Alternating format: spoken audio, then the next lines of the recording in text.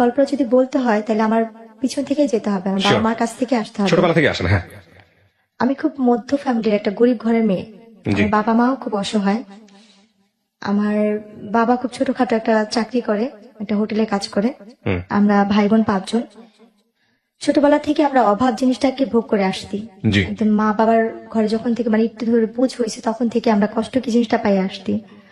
আর আমাদের একটা কষ্ট ছিল সবচেয়ে বেশি বড়, যেটা আমার বাবা হঠাৎ করে সবসময় নিখোঁজ হয়ে যেত ছোটবেলা থেকেই। আমরা যতটুকু মনে পড়ে, আমার ছোট ভাইটা যখন একদম কোলে, খুব ছোট কোলে কয়েক মাস হয়েছে, তখন এর কথাটা আমার মোটামুটি ভালোই মনে আছে। এর আগে থেকে নাকি আম্মুর সাথে আব্বু এরকম করতো। আম্মুর যখন বিয়ের 7 দিন বিয়ের বয়স, তখন থেকে আব্বু এরকম নিখোঁজ হয়ে যেত। এটা নাকি আব্বুর একটা রোগ ধরতে গেলে ছিল, একটা অভ্যাস। মানে হঠাৎ করে নিখোঁজ হয়ে যেত ছোট থাকতে। আম্মুর বিয়ের 7 দিন থেকে, কারণ তখন যে আম্মু চলে যাবে, কারণ আম্মুর তো ঘরে সৎমা ছিল, তার বাবা মানে বাবা যা মা বলতো তাই করতো। তো এই কারণে আম্মু আর কখনো আলাদা হওয়ার চিন্তা ভাবনা করেনি, যে তার তো কোনো মানে সে কার কাছে যাবে। তো আমার মা বাধ্য হয়ে সেখানেই সংসার করছে আমার বাবার সাথে। তো এইভাবে করতে হতে আমরা 5 ভাই বোন হয়েছি। তো আমার যতটুকু মনে পড়ে, আমার ছোট ভাইটা যখন কোলে ছিল তখন আব্বু একদম নিখোঁজ হয়ে গেছে। আব্বুর আর কোনো খোঁজ খবর ছিল না। 3 বছর আমরা আব্বুকে 3.5 বছর কোনো কাছেই পাইনি। বাবা কি জিনিস বা বাবা কি বেঁচে আছে কিনা সেটা আমরা জানতাম না। তো আমার ভাইয়া আমার বড় ভাই আমাদের বাবার মতো, তার ঋণ কখনো আমরা শোধ করতে পারবো না, এবং আমার মার ঋণও কখনো শোধ করতে পারবো না। আমার আম্মু সেলাই মেশিনের কাজ করে, বাসায় কাজ করে, মানুষের এটা সেটা সবকিছু করে আমাদের। আপনি নিজের চোখে দেখেছেন এগুলা? এই দৃশ্যটা আমার নিজের চোখেই দেখা। আচ্ছা। আমার ছোট ভাইকে যখন কোলে নিয়ে আমার বাবা চলে যায়, একদম ছোট যখন। বাবা চলে যায় বলতে? আমার আব্বু আমাদের রেখে রেখে চলে যেত। বাবা ছোট ভাইকে নিয়ে যেত? না, কোলে, আমার আম্মুর কোলে রেখে আব্বু নিখোঁজ। আচ্ছা, হঠাৎ নিখোঁজ হতো? আব্বুর এটা আগে থেকেই গিয়েছিল। আমার যখন ফিরতো তখন জিজ্ঞেস করতে না কোথায় গিয়েছিল? কিছু বলতো না। আচ্ছা, কিছুই বলতো না। মানে আমি আমার যতটুকু মনে থাকা থেকে বলতেছি, কিন্তু আব্বু তার আগে থেকে চলে যেত। আচ্ছা। তো কোনো কিছু জানতেন না আপনারা যে কোথায় যাচ্ছে বা কি অবস্থা? বলতো না, মানে কিছু বলে সে চুপচাপ থাকতো। আর আমার দাদির কাছে শুনতাম যে আমার মানে এটা নাকি আগের দিনে মানুষ মানে, এখনকার বর্তমানে যুগে এটা আমরা কেউ মানিয়ে নেওয়া বিশ্বাসও করি না, জিন পড়ি না কি বলে, কিন্তু এটা ভুল। একটা মানুষ নিজের থেকেই সরে যায়, তার হয়তো অন্য কোনো সমস্যা ছিল। তো আমার আম্মু তখন থেকে আমাদের ছোট করে বানাতো। হঠাৎ করে 3.5 বছর পরে, তখন আমরা যে ভাই বোন ছিলাম, আমার আম্মু আমাকে কোনো বাসায় দিয়ে দিছে কাজ করার জন্য, আমার আরেক বোনকে কোনো বাসায় কাজ করার জন্য, সেও কাজ করতেছে। কারণ এতগুলি মানুষকে আমার মার খাওয়ানোর মতো সামর্থ্য ছিল না। বা মামার বাসাও আমরা অনেক কষ্ট করে কাজ করে ভাত খাইছি। আমার মামা মামিও অনেক দেখছে। আমার মামা কিছুদিন আগে মারা গেছে। তো আমার ওই মামাও আমাদের অনেক করছে, অনেক দেখছে, এতটাই দেখছে যে বলার বাহিরে। তো যখন আমরা একটু বড় হয়েছি, তখন আমরা আম্মুর সাথেই দেখা গেছে, আম্মু যেখানে কাজ করতেছে আম্মুর সাথে কাজ করতেছি। আম্মু রেডিমেড অর্ডারি ব্লাউজ, বাচ্চাদের রিমা, এগুলো সেলাই করতো ঘরে বসে মেশিনে। ওই আমরা আম্মুর সাথে সে কাজ করছি। এমনও দিন দেখছি আমার আম্মু কাজ করতে করতে সেলাই মেশিনের মধ্যে ঘুমায় গেছে, আম্মুর হাতে সুই ঢুকে এখান থেকে ঢুকে আরেক পাশ দিয়ে বের হয়ে রক্ত ঝরতেছে। এরকমও দেখছি যে আমার মা এটা করে সংসার চালাতো। আমার মা এই কাজ করে আমাদের সংসার চালাতো। কয় ভাই বোন ছিলেন আপনারা? 5 ভাই বোন। 5 ভাই বোন ছিল, একজন মারা গেছে। আপনি বড় সবার? না, আমি বোনের মধ্যে মেঝো। আমার বড় ভাই, তারপর আমার আরেকটা বোন, তারপর সেই বোনের পর একটা ভাই ছিল, তারপর আমি, সে ভাইটাই নাই। তো ওই সময়গুলো দেখছি। আর আমার আম্মু অনেক সুন্দরী একটা মেয়ে, এত সুন্দর যে এত গুণের। আমার আম্মু মানুষের নকশি খাতা সেলাই করতো, মানুষের রেডিমেড জামা কাপড় এইসব সেলাই করতো, ফাঁকে ফাঁকে কাজও করতো, মানুষের বাসায় কাজটাও করতো। তো তারপরে ওইভাবে করতে করতে 3 বছর 3.5 বছরের পরে, মানে আমার ভাইয়া আবু চলে যাওয়ার পর আমার ভাইয়ার 8-এ পরীক্ষা ছিল। ভাইয়া ফাইনাল পরীক্ষা দিতে পারেনি পরীক্ষার ফিসের জন্য। ভাইয়া পরীক্ষা না দিয়ে স্কুল থেকে নাকি ভাইয়ের সাথে খারাপ ব্যবহার করেছে, টাকা দেওয়া হয় না, বেতন দেওয়া হয়নি। তো ভাইয়া না পেরে আম্মুকে কিছু না বলেই, তখন টেম্পুর সময় ছিল, টেম্পু চলতো, ভাইয়া টেম্পুর হেল্পারি করতে গেছে। কত বছর বয়স তখন আমার বড় ভাইয়ার বয়স তখন কত হবে, 12-13। টেম্পুর হেল্পারি করতে গেছে। আর আমার বয়স তখন ছিল হয়তো বা 5 বছর। না, স্কুল তখনও যাইনি। তো ভাইয়া টেম্পুর হেল্পারি করতো। তো ভাইয়া যখন টেম্পুর হেল্পারিতে গেছে, তো ওইখানে একটা ভাইয়া ছিল, নাম ছিল বারেক। তো ওই ভাইয়াটা বলতেছে কি, তোমাকে তো দেখে মনে হচ্ছে না তুমি হেল্পারির ছেলে। তো ভাইয়া নাকি কান্না করে তার হাত পা ধরছে যে, ভাই আমার যেমনি হোক কাজ দিতে হবে, কাজ না দিলে আমার হবে না, আমার ফ্যামিলি চলে না। তো ওনার ভাইয়ার কান্নাকাটি দেখে মায়া লাগছে, তো উনি আমার ভাইয়াকে হেল্পারিতে নিচ্ছে। এরপরে গিয়ে আমার আব্বুকে আমরা হয়েছে 3.5 বছর পরে আব্বুকে খুঁজে পাই, আব্বু আসে। আচ্ছা, 3.5 বছর পরে? 3.5 বছর পরে আসার পরে তাকে আমরা পাই মিরপুরে। আমার বাবাকে খুঁজে পাওয়া যায় মিরপুরে 1 নম্বরে, আমার ভাইয়া তাকে খুঁজে পায়। তো বাবাকে পাওয়ার পরে যেমনি হোক প্রত্যেকটা মেয়ে যে সংসার ঠিকানোর জন্য, ভাঙার জন্য না। তো আমার আম্মু আমার আব্বু আসার পরে ওই আমার ছোট ভাইটাকে যখন কোলে রেখে গেছে, ওকে আয়সা পাইছে 2 বছরের, 2 বছরের না 2 বছর না 3 বছরের মানে বেশি, কারণ ভাইটাকে কোলে রেখে গেছিল। তখন আমার ভাইটা কথা বলতে পারে, ভালোই হাঁটতে পারে। তো আব্বুকে যখন পাওয়া গেছে, ওই আব্বুর কারণে আমাদের মিরপুর যাওয়া।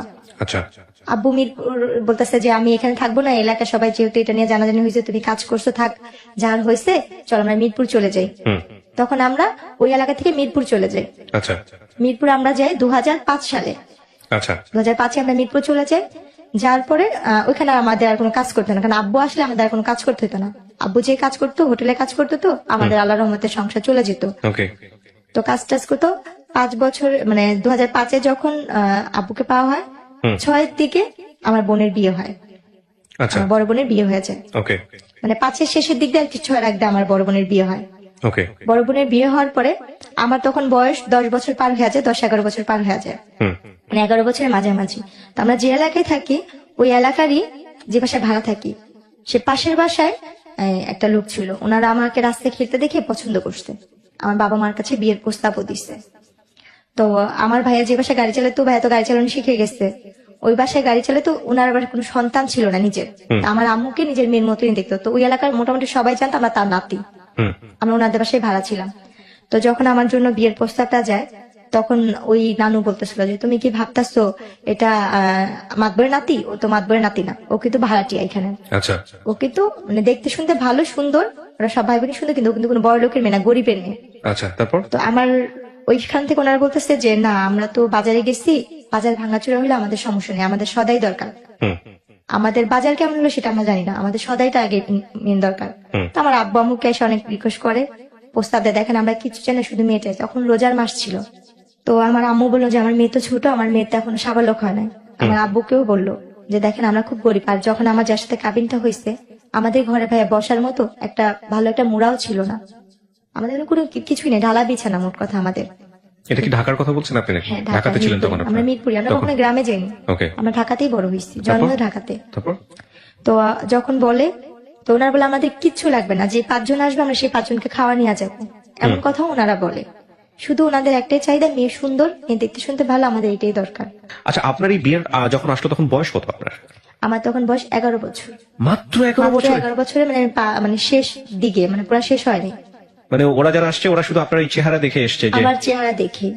আর তখন তখন আপনি পড়াশোনা করেন নাকি পড়াশোনা করার সুযোগ আমি হয়নি? তখন স্কুলে ভর্তি হয়েছি, তখন হিসাবে আমি ক্লাস 6-এ মাত্র পড়ি। ক্লাস 6-এ পড়তেন? হ্যাঁ। তারপর মাত্র 6-এ যারা বিয়ে দিয়ে এসছে তারা কোথা থেকে এসছে? তারা আশেপাশেই ছিল? তারা এমনি ওদের হোম ডিস্ট্রিক্ট বিক্রমপুর ছিল, হ্যাঁ। কিন্তু ওই এলাকার ওরা স্থানীয় ছিল, স্থানীয় ছিল এবং আপনাদেরকে চিনতো আগে? আমাদের চিনতো যে আমরা ভাড়াটিয়া, সেটা চিনতো। ওকে, তারপর? কারণ আমি তো সারাক্ষণ রাস্তায় খেলতাম। তো ওনারা যখন ইয়ে করছে, মানে আমার যার সাথে বিয়ে হয়েছে তাকে আমি একসময় মামা ডাকতাম, আর মাকে আমি নানি ডাকতাম। উনি আমাকে ওই বড় হওয়ার পর ওই তখনই দেখছে। দেখার পরে বলতেছে যে এই মেয়েটা কে রে? ওর বোনের সাথে, ফুফাতো বোনের সাথে আমি খেলতাম। বলছে মালিহা এটা কে রে? বলতেছে এটা তো জেসমিন, ওই পাশের বাসায় থাকে ওরা। বলতেছে কি মেয়েটা কি করে? বলতেছে ও ওইখানে সরকারি স্কুলে পড়ে, আমার সাথে মেয়ে খেলতে আসে, তখন রোজার মাস ছিল। আচ্ছা, তো আমাকে দেখছে ইফতারির 2-3 ঘন্টা আগে, সে আমাকে দেখছে। আচ্ছা, দেখার পরে তারা ইফতারির পরপরই তারা চলে আসতে আমার জন্য বিয়ের প্রস্তাব নিয়ে। আসার পরে আমার মা বাবাকে অনেক রিকোয়েস্ট করলো, যেদিন দেখছে সেদিন কথা বলছে, তারপর দিন আমার গায়ে হলুদ হয়েছে। ওকে, আমার বাবা মাকে তারা এক পর্যায়ে, আমার বাবা মা ভাবছে যে আমরা গরিব, এত বড় জায়গা থেকে আসতে, নিজের থেকে মেয়ে নিতে চাচ্ছে। তো একদিন সময় চেয়েছে, তারা সেটাও দেয়নি। তারপর দিন গায়ে হলুদ করছে, তারপর দিন কাবিন করছে ওনারা। বুঝতেন ওই 11 বছর বয়সে বিয়ে কি জিনিস? আমাকে কতটুকু বুঝতেন? আমাকে ওনারা পার্লারে সাজাইতে নিচ্ছে। হ্যাঁ। আমি এই যে পাশে যে খেলতাম গলিতে, আমাকে ওই গলিতে কয়েকটা আন্টি ছিল, অনেক আদর করতো। হ্যাঁ। আমাকে বলতো ললনা সুন্দরী বলতো। ওনারা আমাকে আদর করে ললনা সুন্দরী বলতো। আচ্ছা। আর একটু দুষ্ট টাইপের, মানে খেলাধুলার প্রতি আমার নেশা অনেক বেশি ছিল, আর চুলগুলি একটু বড় ছিল তো, যার কারণে। তো তারপরে গিয়ে ওনারা আমাকে, আমাদের তো পার্লার সাজানোর তো কোনো সামর্থ্য নেই। যেমন আমার বড় বোনের বিয়ে একটা সুতি কাপড় পরে নর্মাল, মানে বিয়ের লাল বেনারসি শাড়িও না, একটা সস্তা কাপড়ে আমার বড় বোনের বিয়ে হয়েছে, তখন একটু দেখছি। আর আমাকে তারা সুন্দর দামি শাড়ি দিচ্ছে, সিটি গোল্ডের জিনিসপত্রই দিচ্ছে, বা স্বর্ণের জিনিস যেটাই দিচ্ছে। আপনার ওই যার সঙ্গে বিয়ের কথা হচ্ছিল ওনার বয়স কত ছিল? উনি আমার থেকে 22 বছরের না 23 বছরের বড় ছিল। প্রথম বিয়ে ছিল আপনার? প্রথম যে কাবিনের বিয়েটা ছিল। 22 বছর 25 বছরের বড় আপনার থেকে, আর আপনার তখন 10-11 বছর বয়স। না, আমার 11 বছর শেষের দিকটা। 12 বছরে পড়তে হ্যাঁ, যাচ্ছেন। পড়তে তো যাচ্ছি। আপনাকে পার্লারে নিয়ে যাচ্ছে সাজানোর জন্য। ওনাদের তারপর? নিজস্বই পার্লার আছে। ওনাদের অনেকগুলো। নিজস্ব পার্লার ছিল? ওনাদের অনেকগুলো নিজস্ব মিরপুরে পার্লার ছিল। ও আচ্ছা আচ্ছা, তারপর? তো তারপরে যখন ওনার পার্লার সাজে, আমি তো কখনো পার্লারে সাজি নেই, আমার জন্য এটা পুতুলের মতো সাজ। আমি হলুদের দিনও ওনারা সাজাইছে, আমি সেটা তো অনেক খুশি ছিলাম, ফুল টুল দিয়ে। আমার বিয়ের মিষ্টি আমি নিজেই চেয়ে চেয়ে খাচ্ছি। তারপর যেদিন আমার কাবিন হয় সেদিন আমি পাশের পাশে আন্টিকে যা বলছি, পুতুল আন্টি দেখেন আমি আজকে আরো সুন্দর ললনা সুন্দরী হয়ে আসছি, দেখেন আমাকে কত সুন্দর লাগতেছে।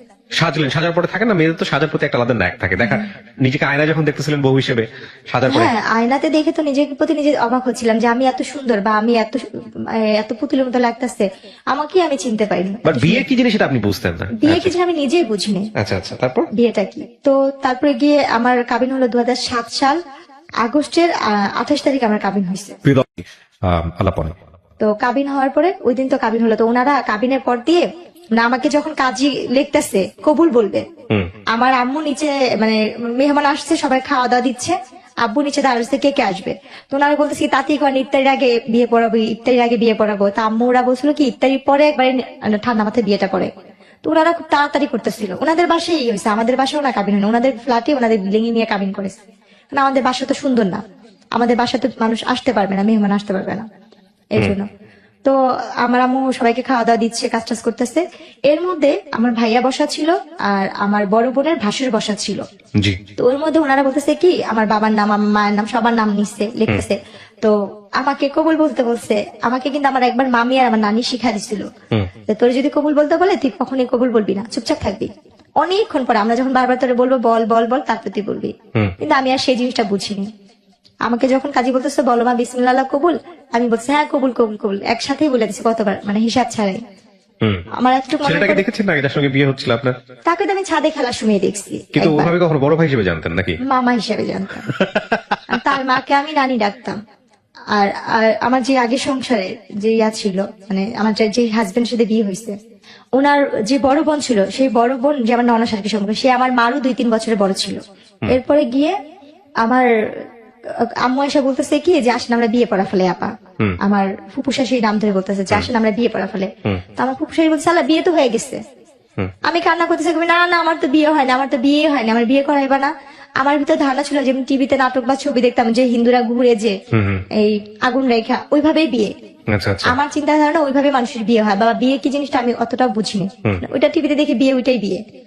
যে না আমার তো বিয়েই হয় না, আমার বিয়ে দেয়নি। মানে এটা কবুল কবুল বলার পরে? হ্যাঁ, আমার কিন্তু বিয়ে হয়েছে 1 ঘন্টা হয়ে গেছে। পরে ওনারা বলতেছে কি এই যে ছবি তুলছি, দেখো দেখো ক্যামেরা দিয়ে ছবি তুলছি। তো আমার যার সাথে বিয়ে হয়েছে তার একটা ফোন ছিল, কলমালা ফোন, টাচ ফোন বড়।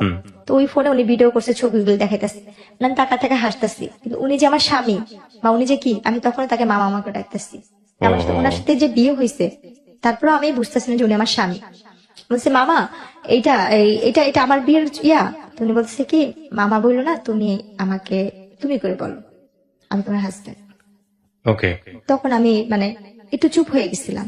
এরপরে গিয়ে ওনারা আর কি আমাকে বলতেছে, আমার আম্মাকে, আম্মু বলছে তাহলে আমরা ওরে নিয়ে যাই। বলছে না দেখেন যেহেতু কাবিন হয়েছে ছেলে মেয়ে তো একসাথেই থাকুক।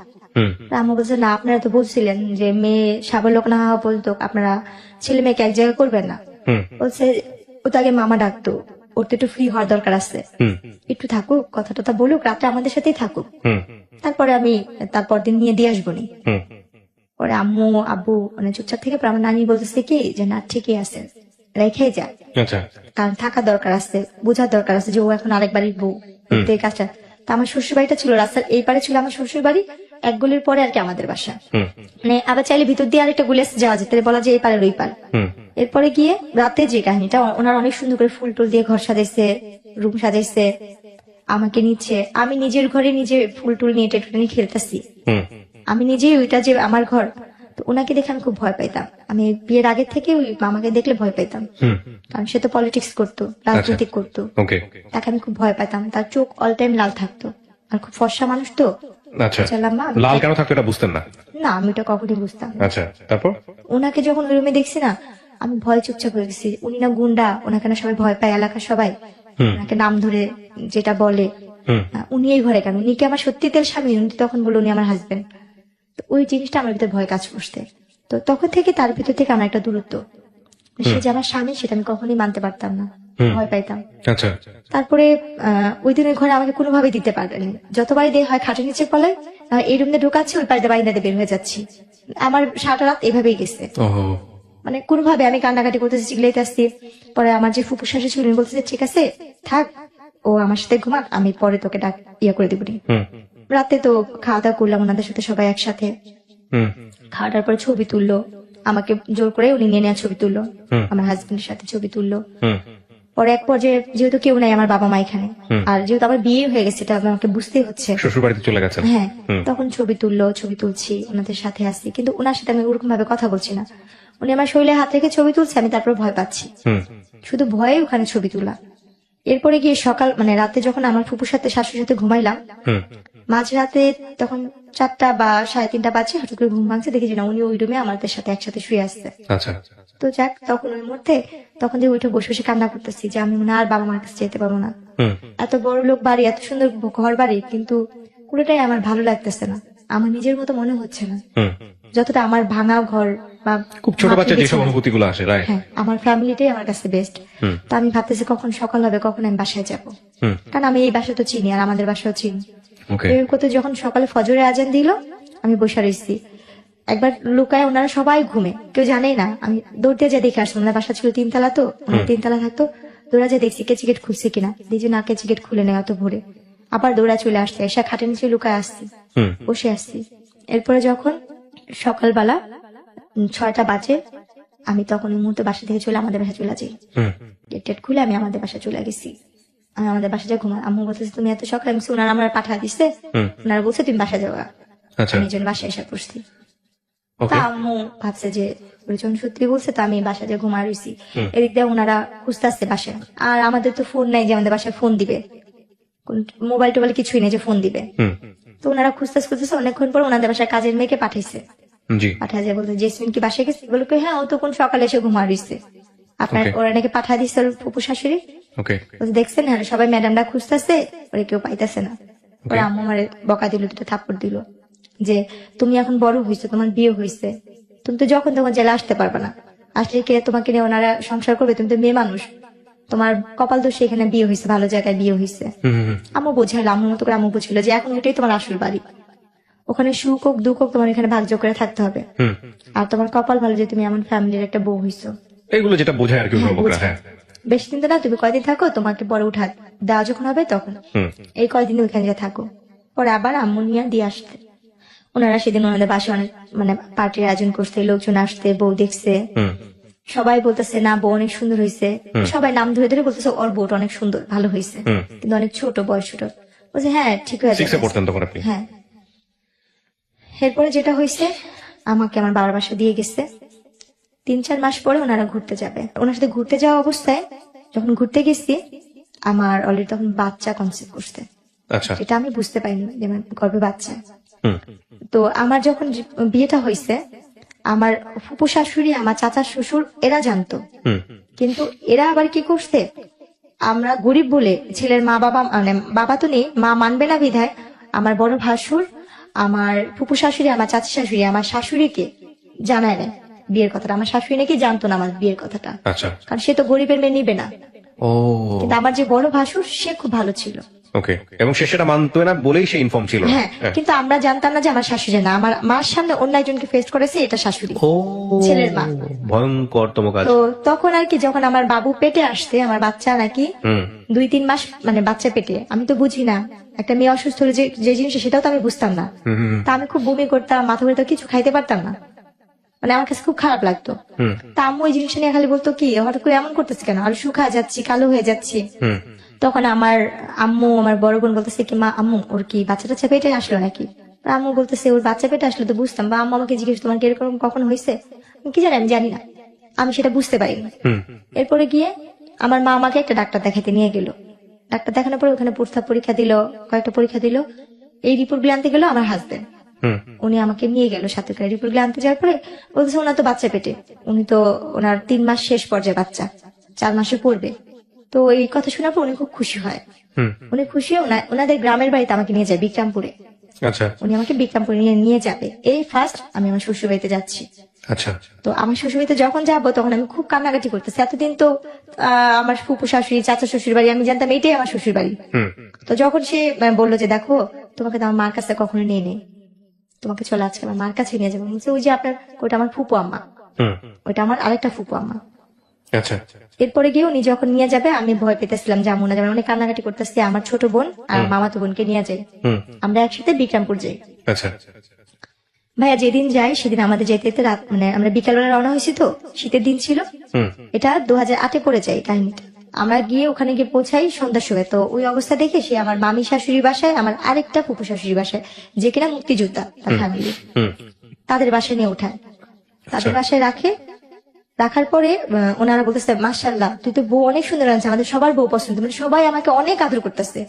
বলছে তোর মাকে বোঝানো দায়িত্ব হচ্ছে আমাদের, তুই হিসাবে ছেলের বউ আমরা ভালো পাইছি, হাসি খুশি মিশু।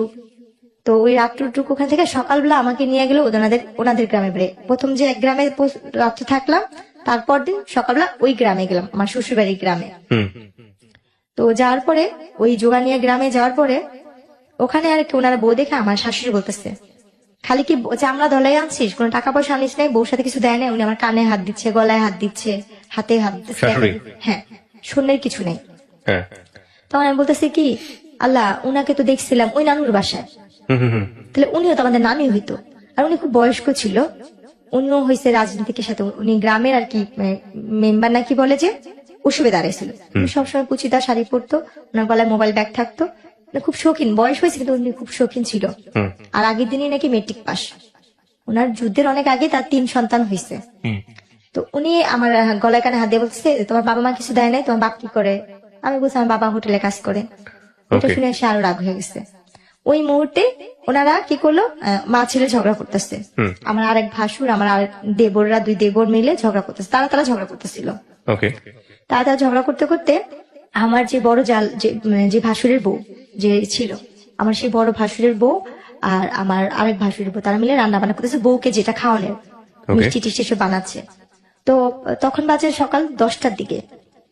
তো ওই মুহূর্তে কি হয়েছে, তারা 2 ভাই মারামারি, 3 ভাই মিলে ঝগড়া কথা কাটাকাটি করতে একটা মারামারি, অনেক পর্যায়ে দেখি যে দা বুঠি নিয়ে মারামারি হচ্ছে। আমি রুমে, আমি আমার 2 বোন রুমে। কতক্ষণ পরে আমি মারামারি, সেটা আমার স্বামী, তার সাথে আমি যেহেতু সংসার করছি প্রায় 1 বছরের মতো সময় হয়ে আসতেছে কাছাকাছি। তো ওনার সাথে ঝগড়া লাগছে দেখে আমি একটু বাইরে এসে দরজার সামনে দাঁড়িয়েছি। দাঁড়ানোর পরে আমার যে আরেক ভাসুর, মেজু ভাসুর যাকে বলে, সে এসে আমার মুখে বেশ একটা খারাপ করে একটা গালি দিয়ে আমার চুলটা ডাইনা ধরে। আচ্ছা। এইটার আগে মার, একটা গালি দিয়ে বলতেছে এটার আগে মার, ভাষা খারাপ করে এটার আগে মার, এটার বাপ মা এটার কথা দিচ্ছে।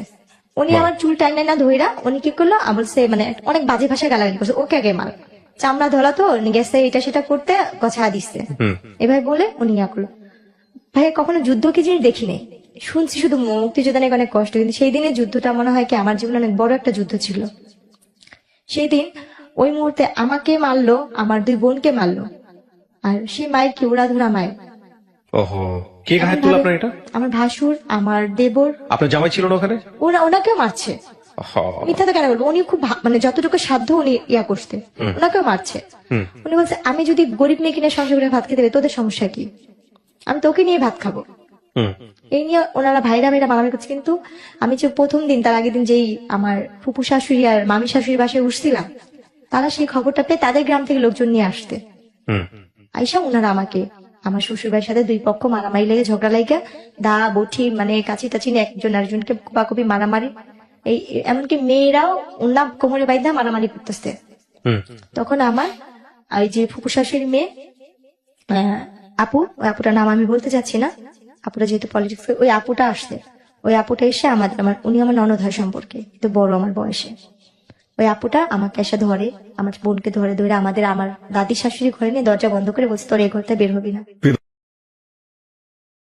এরপরে গিয়ে ওই মারামারি হইলো। তো মারামারির শেষ পর্যায়ে যেটা দাঁড়াইলো, বলছে মা ওর বাচ্চা পেটে। তো উনি বললো কি ঠিক আছে তুই গরিবের মেয়ে বিয়ে করছিস, এটা আমি মানতে পারতেছি, তারপর মেনে নিব, পেটে বাচ্চা যেহেতু, তোর বোর যদি মেয়ে হয় তাহলে আমি আমার ঘরে জায়গা দিব না, তুই তালাক দিবি। আর যদি তোর বোর ছেলে হয় তাহলে আমি তোর বউকে মেনে নিব। তো বললো যে ঠিক আছে দেখা যাক। তো বলে না যার কেউ নেই তার আল্লাহ অবশ্যই থাকে। আমার আল্লাহ পাক 2টাই দিছে একসাথে, একটা ছেলে একটা মেয়ে একসাথেই দিচ্ছে আল্লাহ পাক। তো ওই সময় আর কি মারামারি হওয়ার পরে তো প্রায় মা ছেলেতে ঝগড়া খাই, যা হইতেই থাকতো এই যৌতুক যৌতুক নিয়ে। আমার বাবা মা কিছু দেয় না, এটা না সেটা না। ভাইয়া কোনো একটা ফল খাইতে গেছি, বলতো তোর বাবার বাড়ি থেকে এই ফলটা আসতে, মুখের সামনে থেকে সেই ফলটা নিয়ে যেত, খাইতে পারতাম না। ওহো, কোনো পিঠার সিজনে আমার দুই ভাসুরের বাসা থেকে পিঠা আসতেছে, তাদের বাবা মার আছে, আমার বাবার নাই। আমার বাবা তো ওহো। গরিব, আমরা নিজেই তো একটা ভালো আম কাঁঠাল কিনা খাইতে পারি না। আমার মনে পড়ে আমার ওই বাচ্চাটা, কারণ ওই কথাগুলো আমার ভালো করে মনে নেই। আমার ওই সময় আমার বাচ্চাটা যখন 5 মাস পেটে শেষের পর্যায়ে, আমি আম খাইতে নিচ্ছিলাম। এদের পাশে অনেক আম গাছ আছে, এদের বাসায় কোনো ফলের গাছের অভাব নেই, অজস্র ফল, সব ধরনের ফল আছে। তা আমি কুড়াইয়া একটা আম খাচ্ছিলাম, ছুলে মাত্র এক কামড় দিছি। আমার ননদ আইসা উনি আমটা কাইরা নিয়ে বলতেছে কি, তোর বাপমার বাড়ি থেকে আম আসছে, তুই যে আমাদের বাড়ির আম খাচ্ছিস। আচ্ছা, আপনার জামাই কি করতো? ও হয়েছে কি, পলিটিক্স করতো, নেশা পানি করতো। ওইগুলোর দিকে কোনো খোঁজ খবর থাকতো না? আপনি জামার সাথে এগুলো শেয়ার করতেন যে আমার সাথে এরকম হয়েছে বাসায়? কখনো বলতাম না, কেন বলতাম না, ভাবতাম কি তার বাবা মার নামে বদনাম করবো যদি সে এটা না মানে, না মানে, আচ্ছা। ভাই বোনের নামে বদনাম করবো যদি সে না মানে। আমি তো গরিবের মেয়ে, হুম ভাগ্য তো সে আমি এরকম বাড়ির বউ হয়েছি। হুম এরপরে ওই আম কাঁঠাল নিয়ে তাই একদিন আমার মাকে আমি ফোন দিয়ে বলি, আম্মু তোমরা নিজেরা খাও বা না খাও, আমার যদি পারো একটু আম কিনা পাঠাও, একটু কাঁঠাল কিনা পাঠাও, হুম কোনো ফলের দিন আমাকে একটু ফল পাঠাও, বা কোনো পিঠার দিন আমার একটু পিঠা পাঠাও। হুম। তা আম্মু চিল্লা পাল্লা করতো, তোরে যদি দিয়ে আমার তার একটা মেয়ে আসছে, কারণ সে তো কষ্ট করে, মানে দুজনকে দিতে হবে, দুজের কেটে দিতে হবে। সেটা তো সামর্থ্য নেই। এখন আম্মু আমাকে বকতো যে দিলেই তো লাইট আসবে, কোথেকে দিব, রাইট। সেই কথা বলতো, দেই না দেই নেই, এরকম হয়। শ্বশুর বাড়িতে দিয়ে কথা হয়, বলে সহ্য করে থাকতে হয়, মেয়ে মানুষ না তুই, হুম এই কথা বলতো। তো সেখানে আমি বলার জায়গা পাইতাম না। আর আম্মু যখন এই যে মারামারিটা হয়েছে, তখন যে আম্মু বলতে কি বাচ্চাটা ফালা দে, তোর আমরা নিয়ে আসা করি, হুম ছাড়া ছিল। তো বলতাম কি আম্মু মেয়েদের জীবনে কয়বার বিয়ে হয়, তুমি না এত কষ্ট করে আমাদের বড় করছো, তাহলে আমি এখান থেকে যদি যাই মাসে তো খারাপ বলবো। হুম আমি ভাইয়া যতটুকু সাধ্য ছিল, আমি যথেষ্ট পরিমাণে ওই ফ্যামিলিতে থাকার জন্য অনেক চেষ্টা করছি ভাইয়া। হুম তারপরে গিয়ে ওই ফলের ইয়া যাওয়ার পর ওরা তো আলু দিনে আলু লাগাইতো অনেক, তো আলু লাগানোর জন্য যে মানে কাজ করার লোক আসতো, গ্রাম দেশে বদলি বলে, হুম। অনেকগুলো করে ভাত রান্না করতে হতো। আমি তো কখনো লাড়কিতে রান্না করিনি, জি। তো লাড়কিতে রান্না করতাম, ধানের দিনে ধান নিতাম, আলুর দিনে আলু কাটতাম, পাটের দিনে পাট নিতাম, যা আমি জীবনে কোনদিন চোখেও দেখিনি, সবকিছু করতাম। তো একদিন ওই ভাতের মার গালতে যা মানে ভাতটা পুড়ে গেছিল, আমার শাশুড়ি এসে আমার এই যে হাতটা পুড়া দিছে, এখানে জ্বলন্ত কয়লার লাড়কি দিয়ে এখানে পুড়া দিচ্ছে, এখনো চিহ্নক আছে এই জায়গাটা, জ্বলন্ত কয়লার আগুনটা লাগা দিচ্ছে। আমি চিল্লান দিয়ে উঠছি, এরপর আমাকে কারেন্টের তার দিয়া আমাকে বাইরেছে, আমার পুরাটা পিঠ মনে হয় লাল লাল হয়েছে, মানে এত ইয়া হয়েছে। তখন আমার বাচ্চা 6 মাসে পেটে বসছে। হুম হুম হুম ওই দৃশ্যটা না আমার হাজবেন্ডের কানে, ও তো ঢাকাতে থাকতো, আমি গ্রামে রেখে গেছিলাম, হুম হুম ওকে কে যেন ফোন দিয়া বলছে। ওকে ফোন দিয়ে বলার পরে ও সেই দিন, ও তো এমনি বৃহস্পতিবার দিন যাইতো, শুক্রবার দিন মানে থাকতো, শনিবার দিন থেকে বিকালে চলে আসতো, বা রোববার দিন চলে আসতো। হুম ওই সময় আমাকে বলে কি, ওই দিন হঠাৎ করে চলে আসতে আয়সা বলতেছে যে তোমাকে নাকি আমার মামা আসতে, মামার বোন নাকি বকা দিচ্ছে, এরকম বলতেছিল। আমি ওনাকে কিছুই বলতেছিলাম না, চুপচাপ হয়ে গেছি। মানে এই কাহিনীটা বলার আগে গ্রাম দেশে তো 6টা-7টা বাজে সবাই মানে নিঝুম হয়ে যায়, যার যার মতো। তো সেদিন আমাকে অনেক মারছে, তো আমি আমার সব কাজটা সেরে আমি আমার ঘরে, আমি যে ঘরটা থাকতাম সেটা একটা পুরানো তো লাড়কির ঘর ছিল, কারণ আমার বাবার বাড়ি থেকে কোনো ফার্নিচার দেয় না দেখা, বা কোনো ক্যাশ টাকা দেওয়া হয়নি দেখে আমার ভাগ্যে ভালো কোনো ঘর জুটে নেই। যখন আমার স্বামী আসতো তখন আমার শাশুড়ির রুমের সাথে রুমটা আমাকে থাকতে দিত, আর যখন সে না থাকতো আমি ওই ঘরটাই থাকতাম, ওই ঘরটাই ঘুমাইতাম। হুম তো পাটাতন ঘরে তো উনি গেছে, ওনার মার সাথে ভাত খাইছে, কথা বলতেছে, মা ও ভাত খাবে না জেসমিনে, হুম। বলে কি ও খায়া চলে গেছে, তোর খা তুই খা। আমার বাচ্চাটা ও কি কিছু করতো, কাজকর্ম কিছু করতো আপনার জামাই? এমনি শুনতাম যে প্রেসের কাজ করতো। তো ওইখানে ও বলার পর ও রুমে গেছে, যা বলতেছে কি যে তুমি ভাত খাইছো, আমি বলছি না আমি তো খাইনি, আমি আজকে সারাদিনেও খাইনি, কালকেও খাইনি। হুম বলছি কেন, বলছে আমি এই অন্যায় গুলো করছি দেখা উনি তো আর দেয়নি। ও আমাকে ওই কথাগুলো জিজ্ঞেস করার পর আমি এই কথাগুলো বললাম। হুম বলার পরে ও অনেক মন খারাপ করে বলছে কি, জেসমিন যা করছিস যাই হোক, আমার দোষের কারণে তো এই অবস্থা, আমি তোমাকে ঢাকাতে নিয়ে যাব, আমি ঢাকায় কাজ করে ভাত খাবো। হুম। ও আমাকে নিয়ে তারপর দিন ঢাকা চলে আসলো। আচ্ছা। ঢাকা চলে আসার পরে ঢাকা দুজনে মোটামুটি ভালোই ইয়ে করতেছিলাম। ও আমাকে ওই যে বাসাটা নিয়েছে ওইখানে বাসা ভাড়া বেশি, আর পলিটিক্স ওইভাবে থাকতে পারতেছিলাম। তো ও বলে কি তুমি তোমাদের বাসায় থাকো, বাচ্চা হওয়ার পরে আমি তোমাকে নিয়ে আসবো নি। হুম তারপর আমার বাবা মার কাছে এনে দিয়ে গেল, দিয়ে যাওয়ার পরে 3 দিন পর ও বলতেছে কি, শুনেন আমার আম্মা তো বলছে আপনার মেয়ের যদি ছেলে হয় তাহলে আমাদের বাড়িতে উঠাবো, আর যদি ছেলে না হয় তাহলে আপনার মেয়েকে আমি আর নিবো না, মেয়ে হলে আমি তালাকের কাগজ বাসায় পাঠা দিব। একে তো আমি বিয়ে করছি কিছুই পাই নাই, আমার অন্যান্য ভাইরা পাইছে। আর আপনার মেয়ের যদি মেয়ে, আমার 2 ভাইয়েরও মেয়ে, আপনার ঘরের মেয়ের ঘরে যদি মেয়ে হয় তাহলে আমি এই বউতে কি করবো? আচ্ছা, এটা কে বলেছে? আমার ওই হাজবেন্ড। এরপর সে আর কোনো খোঁজ খবর না পরে একদিন আমার মা আর আমার খালা মিলে আমার শাশুড়িকে ফোন দিচ্ছে যে আপনার কি জেসমিনকে নেবেন না, ওর তো 7 মাস শেষের দিকে, বা আপনার কি দেখতে বলছে যে আমার ছেলে যা বলার বলেই দিচ্ছে। ওর আমার খালা বললো কি তাহলে আমার একটা আপনি কথা কি জানেন, মানে আপনার ফ্যামিলির লোকজন কি জানে যে ছেলে মেয়ে হওয়ার ব্যাপারটা আসলে শুধুমাত্র সাইন্টিফিক্যালি এটা নির্ভর করে হচ্ছে একটা ছেলের উপরে? আমার পুরো ফ্যামিলি তো মানে লেখাপড়া জানে না। এটা জানে না? আপনি জানতেন এটা? আমি যে বললাম আপনাকে, আপনি এটা জানতেন? আমি নিজেও জানতাম না। আজকে ফার্স্ট জানলেন? হ্যাঁ, আমি আজকে মানে জানছি। একটা সন্তান ছেলে হবে নাকি মেয়ে হবে এই ক্ষমতাটা আল্লাহ শরীরবৃত্তীয় ভাবে একটা ছেলের মধ্যে রেখেছেন, এবং এটাতে একটা মেয়ের কোনো হাত নাই। হ্যাঁ, এবং এটা ক্রোমোজোমের ব্যাপার স্যাপার থাকে, আমি বৈজ্ঞানিকভাবে আপনাকে ব্যাখ্যা করবো না, কিন্তু এখানে মেয়ের কোনো হাত নাই। এটা আপনাকে এই কারণেই বলতেছি যে বাংলাদেশের অনেক অনেক মেয়ের ভাগ্য এই জিনিসটার উপর নির্ধারিত হয়, এবং মনে করা হয় যে ছেলে হবে না মেয়ে হবে এটা তারই দোষ। যদিও সমাজ অনেকখানি পরিবর্তন হয়েছে, এখন আর আমি জানি না এত পিছিয়ে আছে কিনা মানুষ, কিন্তু এটা কি আপনি জানতেন? আজ পর্যন্ত আপনি জানতেন না? জানি না। আচ্ছা, তারপরে কি হলো? এরপরে গিয়ে সে আর আমাকে নিতে আসতো, তখন আমি শুধু কান্না করতাম আর ভাবতাম যে আল্লাহ কেন এরকম করলো, বা আমার বাবা মা এত টাকা পয়সা কোথায় পাবে? ডাক্তার বলছে যে মেয়ের বয়স কম, সিজার করতে হবে, বাচ্চা একসাথে 2 বাচ্চা একসাথে পেটে, সিজার করতে হবে, এরকম ভাবে মানে ইয়া করতেছে। আচ্ছা, তখন আর কি আমার বাবা মা কি করবে, তারাও খুব টেনশন করতো। আমার মধ্যে আল্লাহ ভরসা, আমি শুধু ভাই কান্না করতাম, কারণ কান্না করেছে আমার আর কিছু করার নেই। কিন্তু আমি তাকে কখনো মানে আমার হাজবেন্ডকে লাগবে বা তাকে আমার দরকারি ওরকম ভাবে তখন আমি ট্রাই করি, মানে স্বামীকে জিনিসটা আমার ভিতরে তখনও কোনো কিছু কাজ করেনি। আচ্ছা, আমার ভিতরে ওই জিনিসটা মাথা দেখে সে যদি নাও আসতো, আমার কোনো কিছু যায় আসে না, তার ভিতরে আমার কোনো মায়া বা ভালোবাসা কোনো কিছুই সৃষ্টি হয়নি। এরপর হয়েছে গিয়া আমার বাচ্চাটা মানে মারামারিতে হইলো, আমার যখন বাচ্চা হবে, আমার অলরেডি বাচ্চা হওয়ার সময় হয়েছে 2010-এর দিকে আমার বাচ্চা হলো, এবং নর্মালি ডেলিভারি হলো বাচ্চাগুলো মানে 10-এর বাচ্চাগুলো মানে টুইন ছিল? হ্যাঁ। ও আচ্ছা, মার্চের 26 তারিখে হয়েছে। দুটোই মেয়ে? না, ছেলে। ছেলে। এক ছেলে এক মেয়ে, মাশাআল্লাহ। হ্যাঁ, তারপর? এবং নর্মালি ডেলিভারি হয়েছে আল্লাহর রহমতে। তখন ওই কথা শুনে ওনারা আসতে, ও আমার হাজবেন্ড আসতে, আমার হাজবেন্ডের বড় ভাইটি সবাই আসতে, দেখলো খুব খুশি বাচ্চাদের নিয়ে গেল, কিন্তু মেয়েটাকে ওরকম বেশি একটা আদর করে নাই। আচ্ছা, ছেলেটাকে নিয়ে সবাই খুশি ছিল। আচ্ছা, আচ্ছা। এরপরে গিয়ে ওনারা আর কি ভালোই দিন কাটতেছিল মোটামুটি আল্লাহর রহমতে। ঝগড়া কাজে আসে মানে মারধর আসে, উনি তো নেশা করতো, নেশা করে আসতো, প্রায় বলতো যে তোকে বিয়ে করে কিছু পাইনি মাতাল অবস্থায়, তোরে বিয়ে করে যৌতুক পাইলাম না, তো তোকে দিয়ে আমি ইয়া করবো, এখন তো আমার বাচ্চা হয়েছে, আমার ছেলে হয়েছে, আমার তার তোকে আর দরকার নেই, আমার মেয়ের অভাব নেই, এরকম বলতো। এমনকি উনি ঘরে অনেক মেয়েদের নিয়ে আসা, যেরকম স্বামী স্ত্রী থাকে ওরকম সে থাকতো। আচ্ছা, আপনার সামনে? হ্যাঁ, এইভাবে সে ব্যাপারগুলো করতো। তো সত্যি কথা বলতে কি আমার না ওই মানুষটার প্রতি কখনোই ভালোবাসা কি জিনিস আসেনি, কারণ আপনি বুঝিনি তো, নাই বোঝার বয়স ছিল না বিষয়টা। বোঝার বয়স নেই, আর কেন জানি তাকে তো আমি ভয়ই পাই, তাকে তো কোনো ভালোবাসার মানুষ হিসেবে দেখিনি বা স্বামী হিসেবে দেখিনি।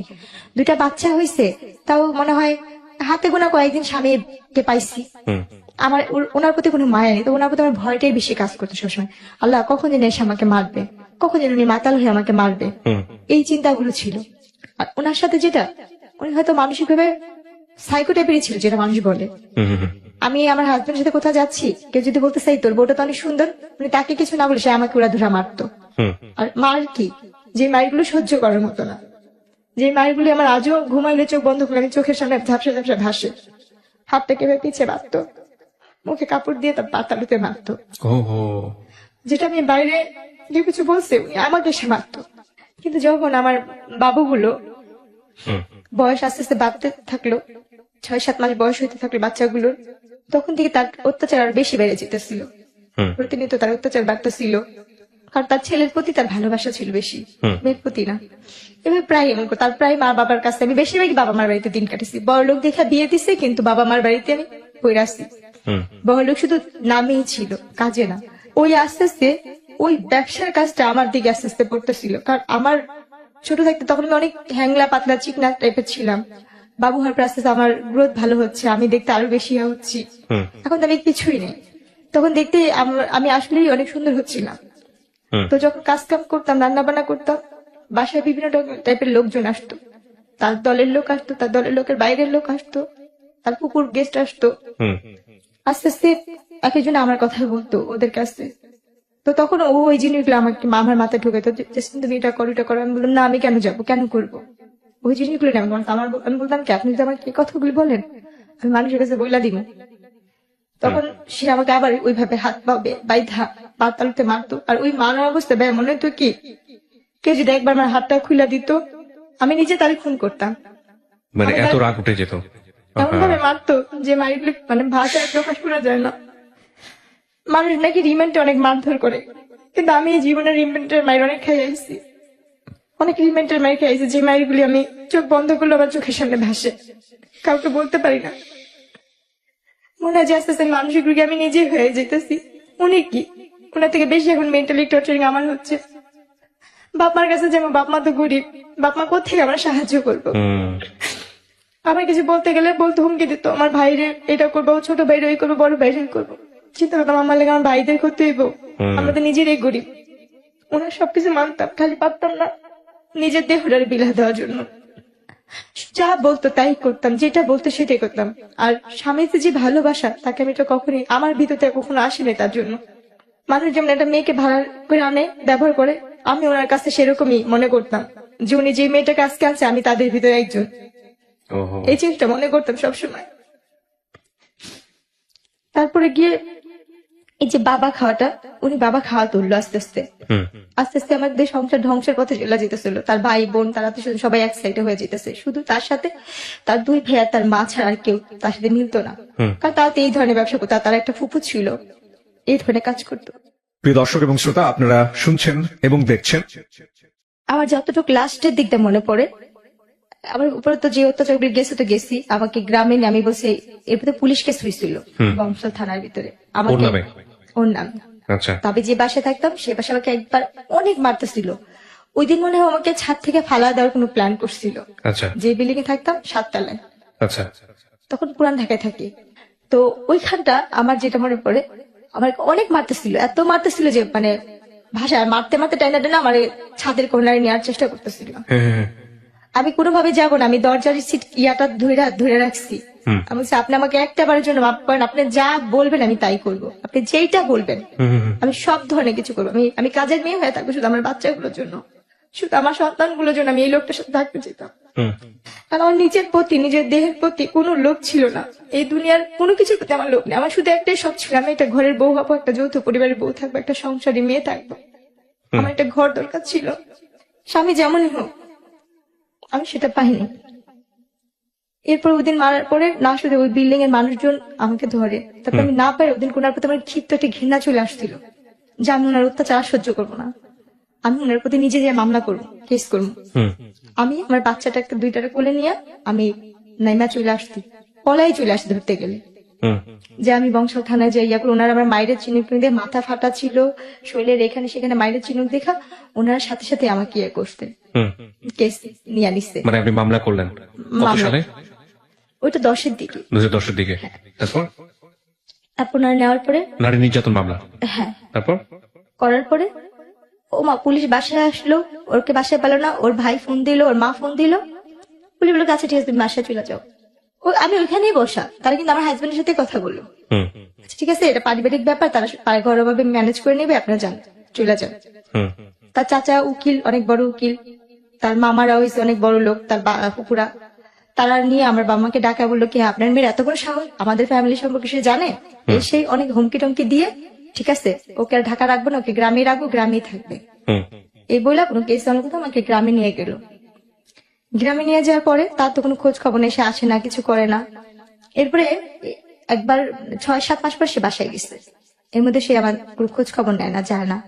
ওই শাশুড়ি ঢাকায় থাকে, ওই খ্যাত খাবারি করে যেটা জুটে সেটাই খাইতাম। আর আমার কয়েকটা চাচি শাশুড়ি ছিল খুব ভালো বাড়ির মধ্যে, ওনারা আমাকে যতটুকু দেখতো, ওনাদের হাতের কাজ করে দিতাম, রান্না বান্না এটা সেটা উঠান ঝাড়া দিত, খাবার দিত, কারণ ওইখানে আমার ঘর ভাড়া লাগে না, খাওয়াটাই মেন আমাদের বাচ্চাদের। তো হঠাৎ করে উনি যাওয়ার পর ওনার ফোন আসছে, আমি রিসিভ করছি, একটা মেয়ে ওনাকে জান করে ডাকতেছে ওনার নাম ধরে। পরে শুনলাম যে ওনার সাথে ওই মেয়েটার বিয়ে হবে। প্রত্যেকটা মেয়েরই স্বামী যেমনই হোক, স্বামী তো, কারণ উনি অনেক মেয়েদের সাথে সম্পর্ক করে, কিন্তু কোনো মেয়েকে যদি সে বিয়ে করে তাহলে আমি তার এখানে থাকতে পারবো না। ওই জিনিসটা ভাব করে তখন আমি বলছি আপনি যদি বিয়ে করেন তাহলে ওনারা তো বলছে পরবর্তীকালে আপনি কিছু করলে আপনার বিরুদ্ধে ওনারা ব্যবস্থা নিবে। আমি তাহলে ঢাকা যাব, আমি ঢাকা গিয়েই বলবো। পরে উনি কি বললো, তুই ঢাকা যাবি কোত্থেকে, তুই এখানে বের হইতে পারলিস না, এই কথা বললো। যাক, ওই দিন আমাকে অনেক মারলো। তারপর দিন আমি গ্রামের চেয়ারম্যান মেম্বারকে ডাকাইছি, ওদের ডাকাইলো। ওদের সমাজ থেকে এমনিতে এক ঘরে করে রাখতো। তারপরে গিয়ে যেটা করলো, গ্রামের চেয়ারম্যান মেম্বারের বিচার করে দেওয়ার একদিন 2 দিন পরে 2 দিন সে আমার সাথে খুব ভালো ব্যবহার করলো, খুব ভালো ব্যবহার করলো। করার পরে 3 দিনের দিন আমার যেটা মনে পড়ে, আমি বাচ্চাদের ভাত খাওয়াচ্ছিলাম, আচ্ছা। আলহামদুলিল্লাহ। পিছন থেকে আমার হাতটা কে ধরছে আমি সেটা জানি না, আমার আজও মনে পড়ে না। সামনে থেকে আমার শাশুড়ির এরকম গালটা চেপা ধরছে 2 হাত দিয়ে, আর আমার স্বামী আমার পাও 2টা ধরে রাখছিল। আমার অতটুকু দৃশ্যই আমার মনে আছে, আর কিছু মনে নেই বা মনে পড়েও না। তারপর এরপর যখন আমি 15 দিন না 20 দিন পরে যখন আমার সেন্স ফিরছে বা আমি একটু সুস্থ হয়েছি, তখন শুনি যে আমি মেডিকেলে, ও মাই গড, হাসপাতালে। আমাকে মায়েরা কোন ধরনের ঘুমের ওষুধ খাওয়ায়া আমাকে বস্তায় ভরে বুড়িগঙ্গা নদীর এখানে ফালা দেওয়া হয়েছিল। ও হো, কিন্তু আমার আল্লাহ কেন বাঁচাইছে আমি জানি না। আমার এই জীবনের প্রতি ঘৃণা, নিজের জীবনের প্রতি শুধু ঘৃণে। তখনই আল্লাহ আমার নিয়ে যেত এই দুনিয়া থেকে। যদি তখনই আল্লাহ আমাকে নিয়ে যেত, তাহলে আজকে আমি যেখানটা আসছি বা যেখানে কথা বলতে আসছি, হাজার হাজার মানুষ আমার যেখানে দেখবে আমাকে দেখতো না। কারণ আমার বাবা মা গরিব কিন্তু পর্দা করে, আমার বাবা মা 5 ওয়াক্ত নামাজ পড়ার চেষ্টা করে। এরপরে যখন আমি একটু সুস্থ হইলাম, আপনাকে ওই বস্তায় করে ওখান থেকে বের করছে কে, কি জানছেন? সুপাররা নাকি, আমি যেটা শুনছি আর কি, হ্যাঁ সুপাররা রাস্তা ঝাড়ু দেয় না, হ্যাঁ, ওনারা আমাকে দেখতেছে, আমার এই মাথাটুকু একটু পেরহা নাকি ছিল, আমার সর্বমুখ নীল হয়ে গেছিল। আচ্ছা, পিত্ত নাকি যেরকম নীল থাকে, আমার আম্মুর কাছে শুনছি হ্যাঁ, ওরকম নীল টাইপের। আমি নাকি একটু একটু করে মুখটা আমার এইখানটা নড়তেছে পানির জন্য, হুম পানির জন্য নাকি গলাটা কাঁপতেছিল। হুম, তখন নাকি ওইখানে কারণ নাকি ইয়ে করতে পানি টানি দিচ্ছে, মেডিকেলে নিচ্ছে।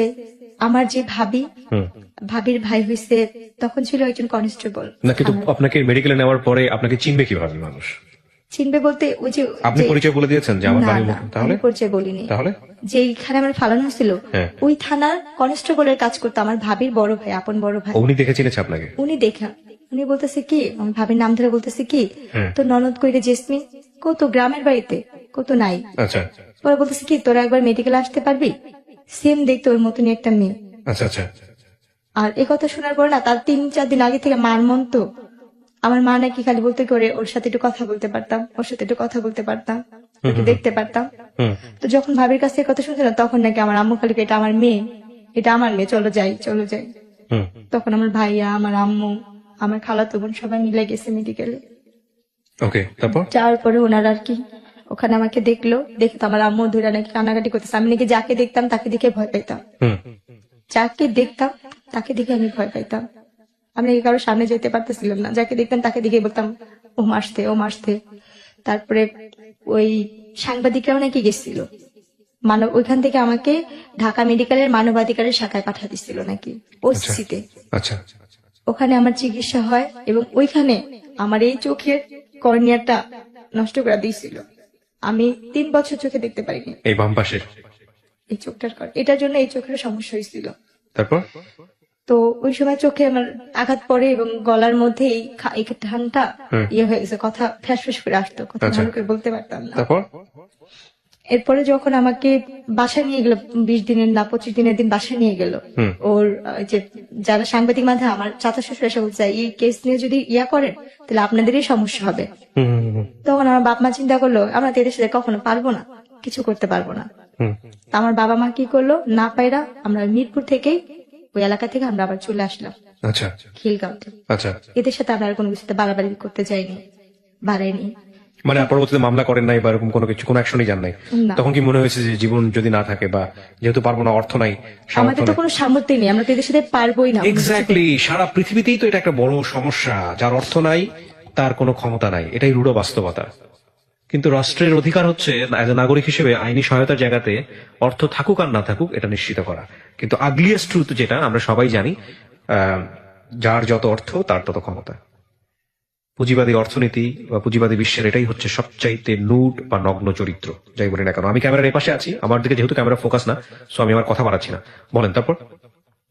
এরপর যেটা হচ্ছে মানবাধিকার থেকে আমাদের যথেষ্ট পরিমাণে সাহস দেওয়া হয়েছে। ওখান থেকে তারা আমাকে বলছে তুমি এক চুলো নড়বা না, তোমার টাকা পয়সা কিছুই লাগবে না, আমরা আসছি, আমরা করব।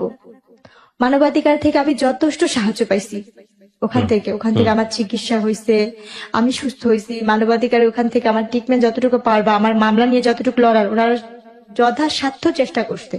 ওনাদের কাছ থেকে আমি কোনো কম পাইনি, ওনাদের কাছ থেকে আমি যথেষ্ট হেল্প পাইছি ওখান থেকে। আমার ভুলটা ছিল যেটা ওরা আমার সাথে কথা বলছে ফোনে যে তুই কি চাস তোর বাচ্চাগুলো জীবন নষ্ট হোক, বা তুই কি চাস কোনো ধরনের ক্ষতি হোক, মানে আপনার হাজবেন্ডের পক্ষের লোকজন? হাজবেন্ডের পক্ষের লোকজন থেকে। তখন আমি বলছি কি না, আমি সংসার করতে চাই আমার বাচ্চাদের জন্য। আমার বাবা মা, আমি তো মানসিক ভাবে তখন সুস্থ ছিল না পরিপূর্ণ ভাবে। আমার বাবা মা আমাকে শিকল দিয়ে আটকে আটকে রাখতো, যদি আমি না যেতে পারি যদি থাকি। আমার মার সাথে আমার ভাইয়ের সাথে অনেক খারাপ ব্যবহার করে আমি চলে যাই। আমি কিন্তু তখনও পরিপূর্ণ ভাবে সুস্থ না ভাইয়া, আমি তারপরও চলে গেছি তাদের কাছে। ওরা আমার কাছে নিচ্ছে, আমি গেছি। এরপর যখন গেলাম ওদের এখানে 3-4 দিন পরে ও আমাকে বললো কি যে দেখো আমার তো সবকিছুতেই এখন আমি বঞ্চিত, টাকা পয়সা থেকে যে ঝামেলা কেস মামলা অনেক কিছুতে দৌড়াদৌড়ি করছি, আমার হাতে টাকা পয়সা নেই, আমি তোমাকে দিয়া মানে ওদের যে ফ্যামিলি যে অনুষ্ঠানগুলো হইতো, যে মানুষ নিয়ে কাজ টাজ করা, মানে মূলত ওরা খারাপ কাজই করতো। ও কি কোনো ধরনের সেক্সুয়ালি কোনো ধরনের হ্যারাসমেন্ট, মানে কাউকে কারো কাছে পাঠানো জোর করে বা এগুলো পয়সা এটা এগুলো অনেক চেষ্টা করতে, কিন্তু পারে নাই? পারে না বলতে দিছিল, এক জায়গায় একজনের রুমে ঢুকা দিছিল। হ্যাঁ, কিন্তু আপনি শেষ পর্যন্ত এটা তারপর সফলতা বাবা দেননি। ডাইকা, হ্যাঁ, তার বাবাটাকে বাপ- আপনি ওখান থেকে বের হয়ে আসছেন। তার বাপ ধরে পা জোড়া ধরছিলাম যে ও তো আমার স্বামী, ও আপনার কাছে দিছে কেন আমি জানি না। তখন উনি একটা গালি দেয়া বলছে যে ও কি মানুষের বাচ্চা, ও তো কাফের, ও তো এমনিতে মনে হয় তোমার বাবা, তো তোমার সাথে যেহেতু এই কাজ করছে তুমি এই খেয়াল ঠাই করা, তুমি চলে যাও। ও সব ধরনের কাজ করতে পারবো, ও একজন দালাল। এরপরে যেটা হয়, ওই দিন আমার জীবনের শেষ রাতই বলা যায়। এরপর আপনি ডিসিশন নেন তাকে ডিভোর্স দিয়ে দিবেন ডিভোর্স তো তারাই নিয়ে নিচ্ছে আমার থেকে, জোর করে। জোর করে মায়ের ধরে করে একটা কাগজে নিচ্ছে, বলছে কি এখানে একটা সই কর, এটা কাজে লাগবে। এটা যে অনেক আগে তার ডিভোর্স হচ্ছে সেটা আমি বুঝতে কত পারি। সালের এটা ঘটনা, ডিভোর্সটা? 10-এর ভিতরে। 2010-এর ভিতরে। আপনার বাচ্চার তখন বয়স কত? বাবুদের কত 8-9 মাস। 8-9 মাসের বাচ্চা ফেলে আপনাকে বাসা থেকে বের করে দেয়। 1 বছর হয় নাই না, হবে 1 বছরে ওদের একটা আপনি কি জন্মদিন। মামলা তুলে নিয়েছিলেন পরে? এই মামলা পরবর্তীতে কোথায় আছে, কিভাবে আছে, আপনার খোঁজ খবর নেন নাই? আমরা তো লেখার বাজারে, আমি তো এইটাই রাখিনি, মানে ওই কাগজপত্রই রাখিনি, আর কোনো কিছুতে যাইও নি আর। আচ্ছা, আর আমরা ওটা নিয়ে আগেই নেই, এটাতে আমরা কোনো ধরনের কিছু পাবো, আমরা আগে নিলে সেটা মামলার হবে। আমরা আগে নেই, তারাই মানে ওটা উঠা হয়েছে, কারণ ওইখান থেকে কোনো আমাদের কোনো যোগাযোগ করেনি। আচ্ছা, এরপরে কি হলো 2010-এর পরে? ডিভোর্স হয়ে তারপরে যাওয়ার পরে? মানবাধিকার শাখা থেকে যখন আম্মুদের ফোন দিল যে আপনার মেয়ে কথা, আম্মু বলছে আমার মেয়ে তো চলে গেছে, আমি এই সংসার করতেছি ওখানে, তখন তারা একটু রাগারাগি করছে আম্মুদের সাথে যা গেছে। এরপর উনি আমাকে একটা গাড়িতে, একটা মাইক্রো গাড়ি আসলো, সেদিন আমার বাচ্চাগুলোর অনেক জ্বর ছিল ভাইয়া। উনি আমাকে কি করছে, যেখানে নিয়ে যাবে একটা গাড়িতে উঠাচ্ছে যে এক জায়গায় যাবো আজকে, ওখানে একটা অনুষ্ঠান আছে চলো। এটা কি ডিভোর্সের আগে না ডিভোর্সের পরে? এটা ডিভোর্সটা সে আমাকে আগে নিয়ে নিয়েছিল, আমি বুঝিনি। মানে পেপারসে সাইন করার পরে ঘটনা? হ্যাঁ। আচ্ছা, তারপর? সেদিনই আমাদের জীবনের লাস্ট ওনার সাথে দেখা এবং শেষ বিদায়। হ্যাঁ, উনি হয়েছে? আমাকে একটা গাড়ি আসলো, মাইক্রো গাড়ি আসলো, গাড়িতে আরো 3-4টা মেয়ে ছিল, আর কয়েকজন লোক, একটা লোক ছিল চান্দি ছিল, তার চুল নেই, আর একটা লোক ছিল অনেক মোটা করে, আর একটা লোক বয়স্ক, বাবার বয়স, আমার বাবার বয়স বৃদ্ধ। তো ওই গাড়িতে উঠা দিল, আর আমার ব্যাগের মধ্যে কিছু কাপড় সেই ভাজ টাজ করেছে, তার ফুকু আসে। তো আপনাকে নিয়ে যাচ্ছে কোথায় আপনি জানেন না এটা? মানে এরকম তো সে আমাকে অনেক অনুষ্ঠানে সে বাসাও আনে, বাইরেও নিয়ে যায়, নাচের জন্য? সহকারে, হ্যাঁ এভাবে করে নিয়ে যেত। তো সেই দিনের মতন সে আমাকে নিয়ে গেছে, আর ওইটা বলছে সে একটা ঘরোয়া একটা নাটক নাকি বানাবে সে, এইটার জন্য সে নিচ্ছে, কারণ তার ফুকুরা মিডিয়াতে একটু টুকটাক কাজ করতো তো ওই হিসাবে। না, কিন্তু তো আপনি তো এর আগে একটা ভয়ঙ্কর রকমের দুর্ঘটনা আপনার লাইফে ঘটেছে, এই যে মানুষের রুমে পাঠিয়ে দেয়া, এবং সেখানে আপনি এরকম একটা ঘটনা ঘটার পরে তারপর আপনি তার কথা সাড়া দিচ্ছেন কেন? আমি তো পরিস্থিতি আমার বাচ্চাদের জন্য, আমি কাজ করে টাকা আনতাম, সেটা আমার সংসার চলতো। আর এখানে দেখেন, একটা গেলো, কথা বলি, আপনি কিছু মনে করবেন না। অন্যায় যে করে এবং অন্যায় যে সহ্য করে, আমাদের একটা প্রবাদ আছে, দুজনেই সমান অপরাধী। একবার করেছেন ঠিক আছে, 2বার করেছেন ঠিক আছে, 3বার 4বার 5বার 6বার আমি ধরে তো মানে মূর্খ বলতে আমি লেখাপড়া না করার মতো না, ঠিক আছে, কিন্তু তারপরে আপনি এতবার ব্ল্যাকমেল, মানুষ তো ভালো মন্দ বোঝে প্রাণী হিসেবে, শিক্ষার কথা বাদই দেন। ওরকম ভাবে বুঝতাম না তাকে, মানে আপনার জামাই ধরে নিয়ে গিয়ে অন্য একটা মানুষের ঘরের মধ্যে ঢুকিয়ে দিচ্ছে জোর করে, সেখান থেকে আপনি তার হাত পায়ে ধরে বের হয়ে আসতেছেন। আর আমার প্রত্যেকটা মুহূর্তে তাহলে ওই ছিল আমি মানুষটার সংসার আপনি করবো। আপনার পেপার থেকে সাইন করে নিচ্ছে, আবার ওই মানুষটা ওটা আবার কিসের আপনাকে sign করছে পাঠাচ্ছে। আমি তো জানতাম না, যদি আমার তালাক সাইন ছিল, আমি তো জানি না এটা আমার তালাকের কাগজ। কিন্তু আপনি সাইন করবেন কেন পেপারে?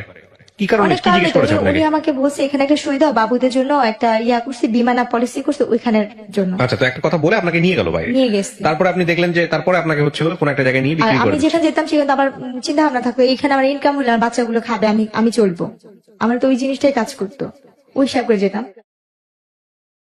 তারপর তো তো সেদিন আমি হলে বললাম কি যে আজকে আপনি যাবেন না এই গাড়িতে, অন্য দিন তো যান, আজকে আপনি যাবেন না? বলছে তুমি যাও, আমি ফুপুর সাথে আসতেছি, আমি ফুপু একসাথে ফুপুর গাড়িতে আসবো। হুম তো যাক গেছে, যখন গাড়ি যাইতে যেতে অনেক যেখানে যেতেছে, আমি তো রাস্তাঘাট তো চিনি না। তখন আমি বলতেছি কি আর কত দূর যাবে, কোথায় অনুষ্ঠান? তখন ওই মেয়েরা বলতেছে কিসের অনুষ্ঠান হবে, কি হবে? আমি তো কিন্তু বোরখা পরাই, আমি তখন হাত মোজা পা মোজাও পরতাম। তখন আমি বলতেছি কি যে এই কাজের জন্য যাচ্ছে না, একটা অভিনয় হবে, নাটক হবে, টেলিফিল্ম, এসবে হবে না? বলছে, পাগল তুমি, তোমার মাথা মাথা ঠিক আছে? আমরা তো যাচ্ছি একটা যেখানে ওইখানে এরকম এরকম কাজ হয়, আমরা তো টাকার বিনিময়ে যাই, ওখানে 6 মাস বা 3 মাস থাকি। তাই তখন যে আমি কি পরিমাণে কান্না করতেছি গাড়ির মধ্যে বসে, আর বলতেছি জানলাম একটা বার আমাকে এই গাড়ি থেকে একটু মুক্তি দেওয়ার ব্যবস্থা করো, আমি যেন এই গাড়িটা থেকে বের হইতে পারি। এটা মনে হয় আমার জীবনের, আমার মনে হয় আমার বাচ্চারা, আমার বাবা মা আর কেউ দেখতে পারবো না আমি কোথায় যেতেছি, কার কাছে যেতেছি। তো ওই মুহূর্তে গাড়িটা যখন ওই বার হবে, ফেরি পার হবে, হুম ফেরি পার হওয়ার সময় ওইখান থেকে ওখানে একটা আপু ছিল, খুব ভালো ছিল। ওই আপুটা বলছে কি যখন ফেরিতে উঠবো তখন তোকে আমি একটু হেল্প করতে পারবো, বাথরুমের নাম করে তুই এখানে বাড়িতে পারবি, হুম যেহেতু তুই এখানে মেয়ে না। তারপর এরপর যখন বাথরুমের নাম করে এখান থেকে বের হইলাম, আমি পলে ওইখানে একটা রুম, মানে উপরে যে থাকে যে বাথরুমের সেটে, ওদিকে একটা লোকের বললাম কি আমার ওই গাড়িটা তুলে নিয়ে যেতেছে, আমার একে একটু বাঁচাবেন।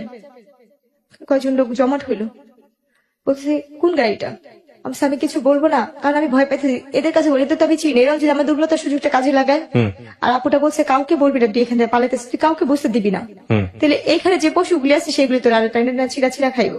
আপনারা যারা শুনতেছেন বা দেখতেছেন তারা নিশ্চয়ই বুঝতে পারতেছেন যে একটা মেয়ের ভাগ্য কতটা দুর্ভাগ্য হতে পারে। আল্লাহ মাফ করুক যদি তার অর্থনৈতিক ভাবে সে শক্তিশালী না হয়, তার পরিবার বা একটা রং হ্যান্ডে যদি পড়ে। এটা যে খুব গরিব হলেই যে এই ধরনের ঘটনা সবার ক্ষেত্রে কোনো বিষয়টা এরকম নয়। তবে এটা ঠিক যে ওর অর্থনৈতিক অবস্থা যদি ভালো থাকতো তাহলে হয়তো ওর জীবনটা আজকে এরকম হতো না। তারপর এরপর ওইখান থেকে তখন অনেক রাত্র হয়েছে মনে হয়, তখন অনেক রাতই, ভালো মতনই রাত। তখন ওই সময় আমি লুকায় বাথরুমে বসে আছি, বাথরুম থেকে বের হচ্ছি না, কোনোভাবে বের হচ্ছি না। আর আমি যে লোকগুলোকে বলছি ওই লোকগুলি আমাকে খুঁজতেছে। অনেকক্ষণ পরে ভালো করে বোরখার মুখটুক আটকে অন্য সাইডে এমন ভাবে বের হলাম যে আমি কাউকে কিছু বলিনি, আমি যে কোনো গাড়ি থেকে পলাইছি বা কিছু কাউকে কিছু বুঝতে দিইনি। এরপর যখন ফেরিটা ঘাটে ভিড়লো, এরা তো খুঁজতেছে খুঁজতেছে, কোনোভাবে পাচ্ছে না। আমি গাড়িটাকেও দেখতেছি লুকায় লুকায় এক সাইডের থেকে ভিতরে। ওখান থেকে দেখি কি গাড়ি থেকে 3-4 জন বের হয়েছে, চান্দা মাথা যে লোক উনিও বের হচ্ছে। আমি তাতে করে জোরে জোরে হাইটা আগাও ফেরির মধ্যে যে খাবারের দোকানগুলো থাকে না, যে খাবার খায় হোটেল টোটেল, ওইখানে ভিতরে ঢুকছি খুঁজে খুঁজে। ওইখানে ঢুকে আমি এক সাইডে গিয়ে এক পাশে যে দাঁড়া, মানে এমন ভাবে ইয়ে করতে যে আমি দোকান থেকে কিছু কিনতেছি, যাতে আমাকে কেউ না দেখে বা না ইয়ে করে। কারণ আমি তখন বুঝি যে আমার যে করেই হোক আমার এই জায়গাতে বাঁচতে হবে, এবং আমি এইখান থেকে বাঁচার পরে ওই স্বামী নামে যে পশুটা ছিল তার সাথে আমি আর কোনো ধরনের যোগাযোগ করবো না, তার সাথে আমি আর কোনো ধরনের সম্পর্কেই রাখবো না। আমার নসিবে যা আছে তাই হবে। কারণ আমি তো বাচ্চাদের রাখার জন্য, আমার বুকে রাখার জন্য আমি অনেক চেষ্টা করছি। আমার 2টা সন্তানকে মানে কষ্ট করে পালছি। আজকে আমার সেই বাচ্চাদের আমি চোখেও দেখি না, জানিও না কোথায় আছে, কিভাবে আছে, কিছুই জানি না। শুধু অভাবের কারণে আমি তার সব ধরনের অত্যাচার, সব ধরনের কথা আমি মাইনা নিছিলাম। এরপরে যে ওর গাড়িটা নেমে গেছে, গাড়িটার থাকে না, অপেক্ষা করে না আমার একজনের জন্য আর 10টা মেয়ে ইয়া করবে, আর মানুষ যেহেতু ওখানে ভিড় হয়ে গেছে। এরপরে গিয়ে ওই গাড়িটা চলে গেল, আর আমি বসে রাখলাম যে এই ফেরিটা কখন আবার ওই পারে যাবে। ওখানে বসে থাকলাম যে কখন ঢাকার বাস আসবে। তখন আমি কি করলাম, বসে পর অনেকক্ষণ বসে থাকার পর দেখতেছি যে ঢাকা লেখা যে বাসগুলো, তখন আমি বললাম কি এই বাসটা কি ঢাকা যাবে? পর বলতেছে কি হ্যাঁ এটা তো ঢাকা যাবে। পর আমি নাম বলতেছি ভাই আমার ব্যাগ থেকে হারিয়ে গেছে, আমার কাছে কোনো টাকা পয়সা নেই, আমাকে কি ঢাকা নেওয়া যাবে? পর বলতেছে কি দেখতেছো আমার হাতে কোনো ব্যাগ নেই বা কোনো টাকা পয়সার মতো কিছু নাই। পরে আচ্ছা যান উঠেন, যদি যাত্রী বেশি হয় আপনাকে দাঁড়া যেতে হবে। ঠিক আছে আমার কোনো সময় দাঁড়াই যাবো। তখন ওই বাসটাতে উঠলাম, ওই বাসটা যাত্রাবাড়িতে এসে নামলো। ওখান থেকে আমি একটা রিক্সা নিয়ে আমার মার বাসায় চলে আসলাম, আমার আর কোথাও যাওয়ার জায়গা নেই। মার বাসায় মার বাসায় উদ্দেশ্য করে বের হয়েছে ঠিকই, মা যে আসছে না কেন জানি মনে হয় আমার ফুপু শাশুড়ির কাছে যা বলি তো সে যদি আমার বাচ্চাগুলিকে আইনা দেয়, ওনার কাছে আবার যাওয়ার জন্য ইয়া করলাম। তারপর আমার মেজু ফুপু শাশুড়ির কাছে গেলাম, ওনার বাসায় কাজের মেয়ের মতো পড়ে আসছি, ওনার পার্লারে কাজ করি, ওনার এটা করি সেটা, কিন্তু উনি কোনোভাবে আমার বাচ্চাই না দেয় না। উনিও দেখি আমাকে এটা ওইটা বলে, মানে বাজে ধরনের কথাই উনিও বলতেছে। ওখানে আমি 1 মাসের মতো কাছাকাছি ছিলাম। আমার আম্মার সাথে ফোনে কন্ট্যাক্ট করলাম, যোগাযোগ করলাম, তখন আমার আম্মুর কাছে একটা ফোন আসছে। ছোট একটা মোবাইল চালায়। আম্মু বললো কি তুই এখন ওই বাড়ির আশা করিস, তোর মতো সন্তান আমার আর দরকার নেই, যদি পারিস ওই জামাইয়ের তালাক দেয় আসতে পারিস আসবি, আর না আসলে নেই, হুম তোর মতো মেয়ে আমার আর দরকার নেই। সেম আপনি যে কথাটা আমাকে বললেন না ভাইয়া, যে অন্যায় করে সেও অপরাধী, যে অন্যায় সহ্য করে সেও অপরাধী, হুম আমার মা আমাকে সেম ওই কথাটাই বলছে। তারপর ফুপুর বাসায় ফুপুরে খালি বলি, তো ফুপুর পার্লারের একটা মেয়ের অনুষ্ঠান, জন্মদিনের অনুষ্ঠান, আমি তাকে রান্না বান্না করে দিলাম। পার্লারের মেয়ের জন্মদিন, ওই মেয়ের বার্থডেতে আমি রান্না বান্না সব কাজ করলাম। ওই মেয়ের নাকি একটা হাতের আংটি হয়ে হারায় গেছে, ওই আংটিটার জন্য আমার ফুপু শাশুড়ি এবং পার্লারের মেয়েরা মিললে আমাকে মারলো, হুম যে আমি নাকি সে আংটি চুরি করছি। কিন্তু আমি তো এখানে পড়ে আছি শুধু আমার বাচ্চাটার জন্য, আমার যদি বাচ্চাগুলো আমাকে সাইন না দেয়, ওই লোভে বা ওই বিনিময়ে, আমার স্বামীর লোভেও না, শুধু সন্তানদের লোভে আমি এখানে পড়ে থাকতাম। এরপরও আপনি হাজবেন্ডের কাছে ছিলেন এই না, ঘটনা? তাহলে তার কোথায়? কাছে ফুপুর কাছে ছিলাম, ফুপুর কাছে ছিলেন? আর ফুপুর বাসায় ছিলাম। তো একই তো কথা হলো তাও।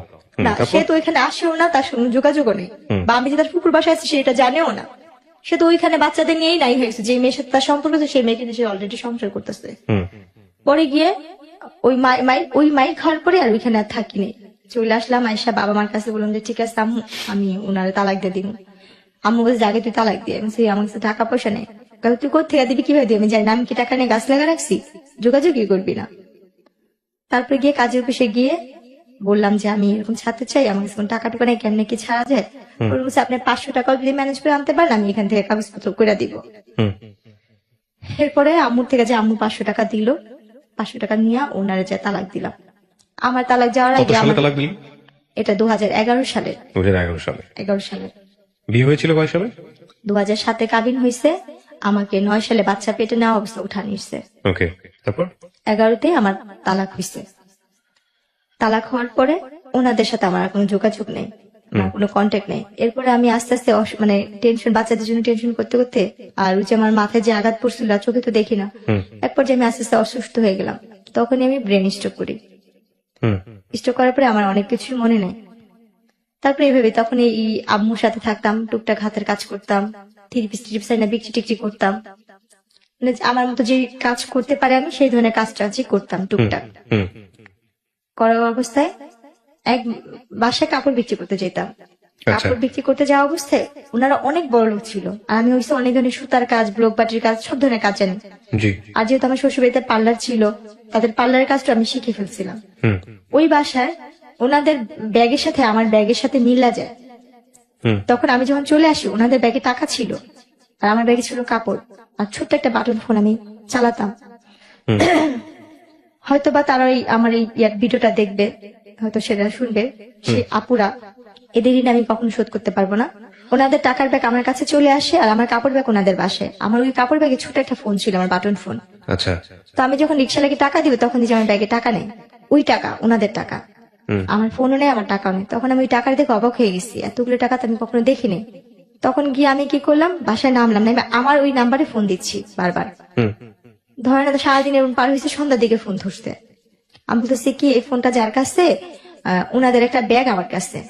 বলার পরে উনি বলতেছে আমাদের ব্যাগ তোমার কাছে, তুমি কে, আর এই ফোনটাই কিভাবে? আমি বলছি আপা আপনার বাসায় যে আমি নকশি খাতা বিক্রি করতেছিলাম, কাপড় দিতে গেছিলাম, তখন আমার এই ব্যাগটা গেছিল। হুম বলছে ও হ্যাঁ হ্যাঁ হ্যাঁ, আমি তো ওই বাসায় গেছিলাম কাপড় কিনতে, বেড়াতে গেছিলাম, ওই ব্যাগটা তোমার কাছে, দেখি দিয়ে দাও তো। পরে উনি দ্বন্দ্ব হয়ে ওই লাইনে থাকা অবস্থা বলছে কি তুমি কি জানো এই ব্যাগে কি আছে? আমি জানি, আমার এটার প্রতি কোনো লোভ নেই। কি ছিল? টাকা ছিল। কত টাকা ছিল? ভাইয়া জানি না, কিন্তু এত টাকা কখনো চোখে দেখিনি, অনেকগুলো টাকাই ছিল। তারপর? তখন উনি বলতেছে তোমার এই টাকার প্রতি কোনো লোভ নেই? আমি বলছি, না আপা আমার এই টাকার প্রতি কোনো লোভ নেই। তখন উনি বললো কি তুমি আসো গুলশান আসতে পারবা এই ব্যাগটা নিয়ে? আমি বলছি, আমি গুলশান জীবনে যাই না, আমি চিনি না।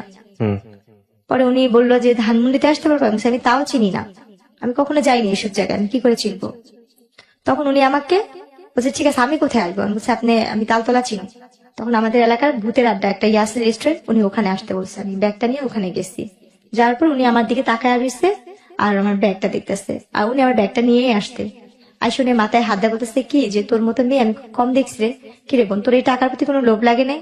আর আমি কান্না করে বললাম কি যে আপা আমার জীবনের সবচেয়ে দামি সম্পত্তিতে আমি হারা ফেলছি, আর এই টাকা দিয়ে আমি আর কি করব?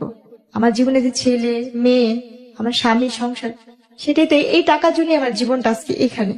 আমার বাবা মার টাকা ছিল না বলে আমি স্বামীর সংসার করতে পারিনি, যৌতুকের টাকা দিতে পারিনি, এটা আমার মূলত আমার অপরাধ ছিল। আমি গরিবের মেয়ে, আমার বাবা মা গরিব, তখন ওনারা খুব মায়া লাগছে আমার কথা শুনে, বলছে তুই এখান থেকে যে টাকা নিবি নিয়ে নিলে। বলছে না আপা আমার টাকা লাগবে না, যদি পারেন আমার একটা কাজ দিয়ে আমি কাজ করব, আমার একটা কাজ দরকার, আমি যদি একটু চাকরি করতে পারতাম আমি তো লেখাপড়া জানি। তখন উনি আমাকে কি কাজ দিল, ওনার বাচ্চাদের স্কুলে নেওয়া আসার একটা কাজ দিল। আচ্ছা, ওনার বাচ্চাদের স্কুল নিয়ে যেতে মানতাম, কিন্তু ওনার অনেক বড় লোক ছিল। এরপর একদিন ওনার বাচ্চারা অসুস্থ, একটা বাচ্চা অসুস্থ, ওনার ছেলে অপারেশন করবে। ছেলেটার অপারেশন করার সময় তাদের AB নেগেটিভ রক্তের গ্রুপ দরকার ছিল। ওই সময় ওই রক্তটা আমি দিই। আমি বলি যে আমি এই রক্তটা দিব। বলছে কি তোর কি রক্ত এটা? পরে আমি বললাম যে হ্যাঁ, আমার যখন আমি অসুস্থ ছিলাম তখন আমি শুনছি আমার এই রক্তের গ্রুপটা AB নেগেটিভ আপনার। AB নেগেটিভ রক্তের গ্রুপ, যেখানে ওনার বাচ্চার 3-4 ব্যাগ রক্ত লাগবে, সেখানে আমার 1 ব্যাগ আর 1 ব্যাগ ওনারা কিনে আনছে। এই 2 ব্যাগ দিয়ে ওনার বাচ্চাকে উনি ইয়ে করলো। তখন ওই যে রক্ত দিয়ে আমি তো কখনো রক্ত দেই নাই, রক্ত দিয়ে তো সাথে সাথে উঠতে হয় না। আমি কি করছি, রক্ত দিয়ে উঠে পড়ছি না, আমার চশমাটা পড়ে গেছে, ভাঙে গেছিল একটা ফ্রেম। তখন আমি অন্ধের মতো হাতা হাতা চশমা খুঁজতেছিলাম।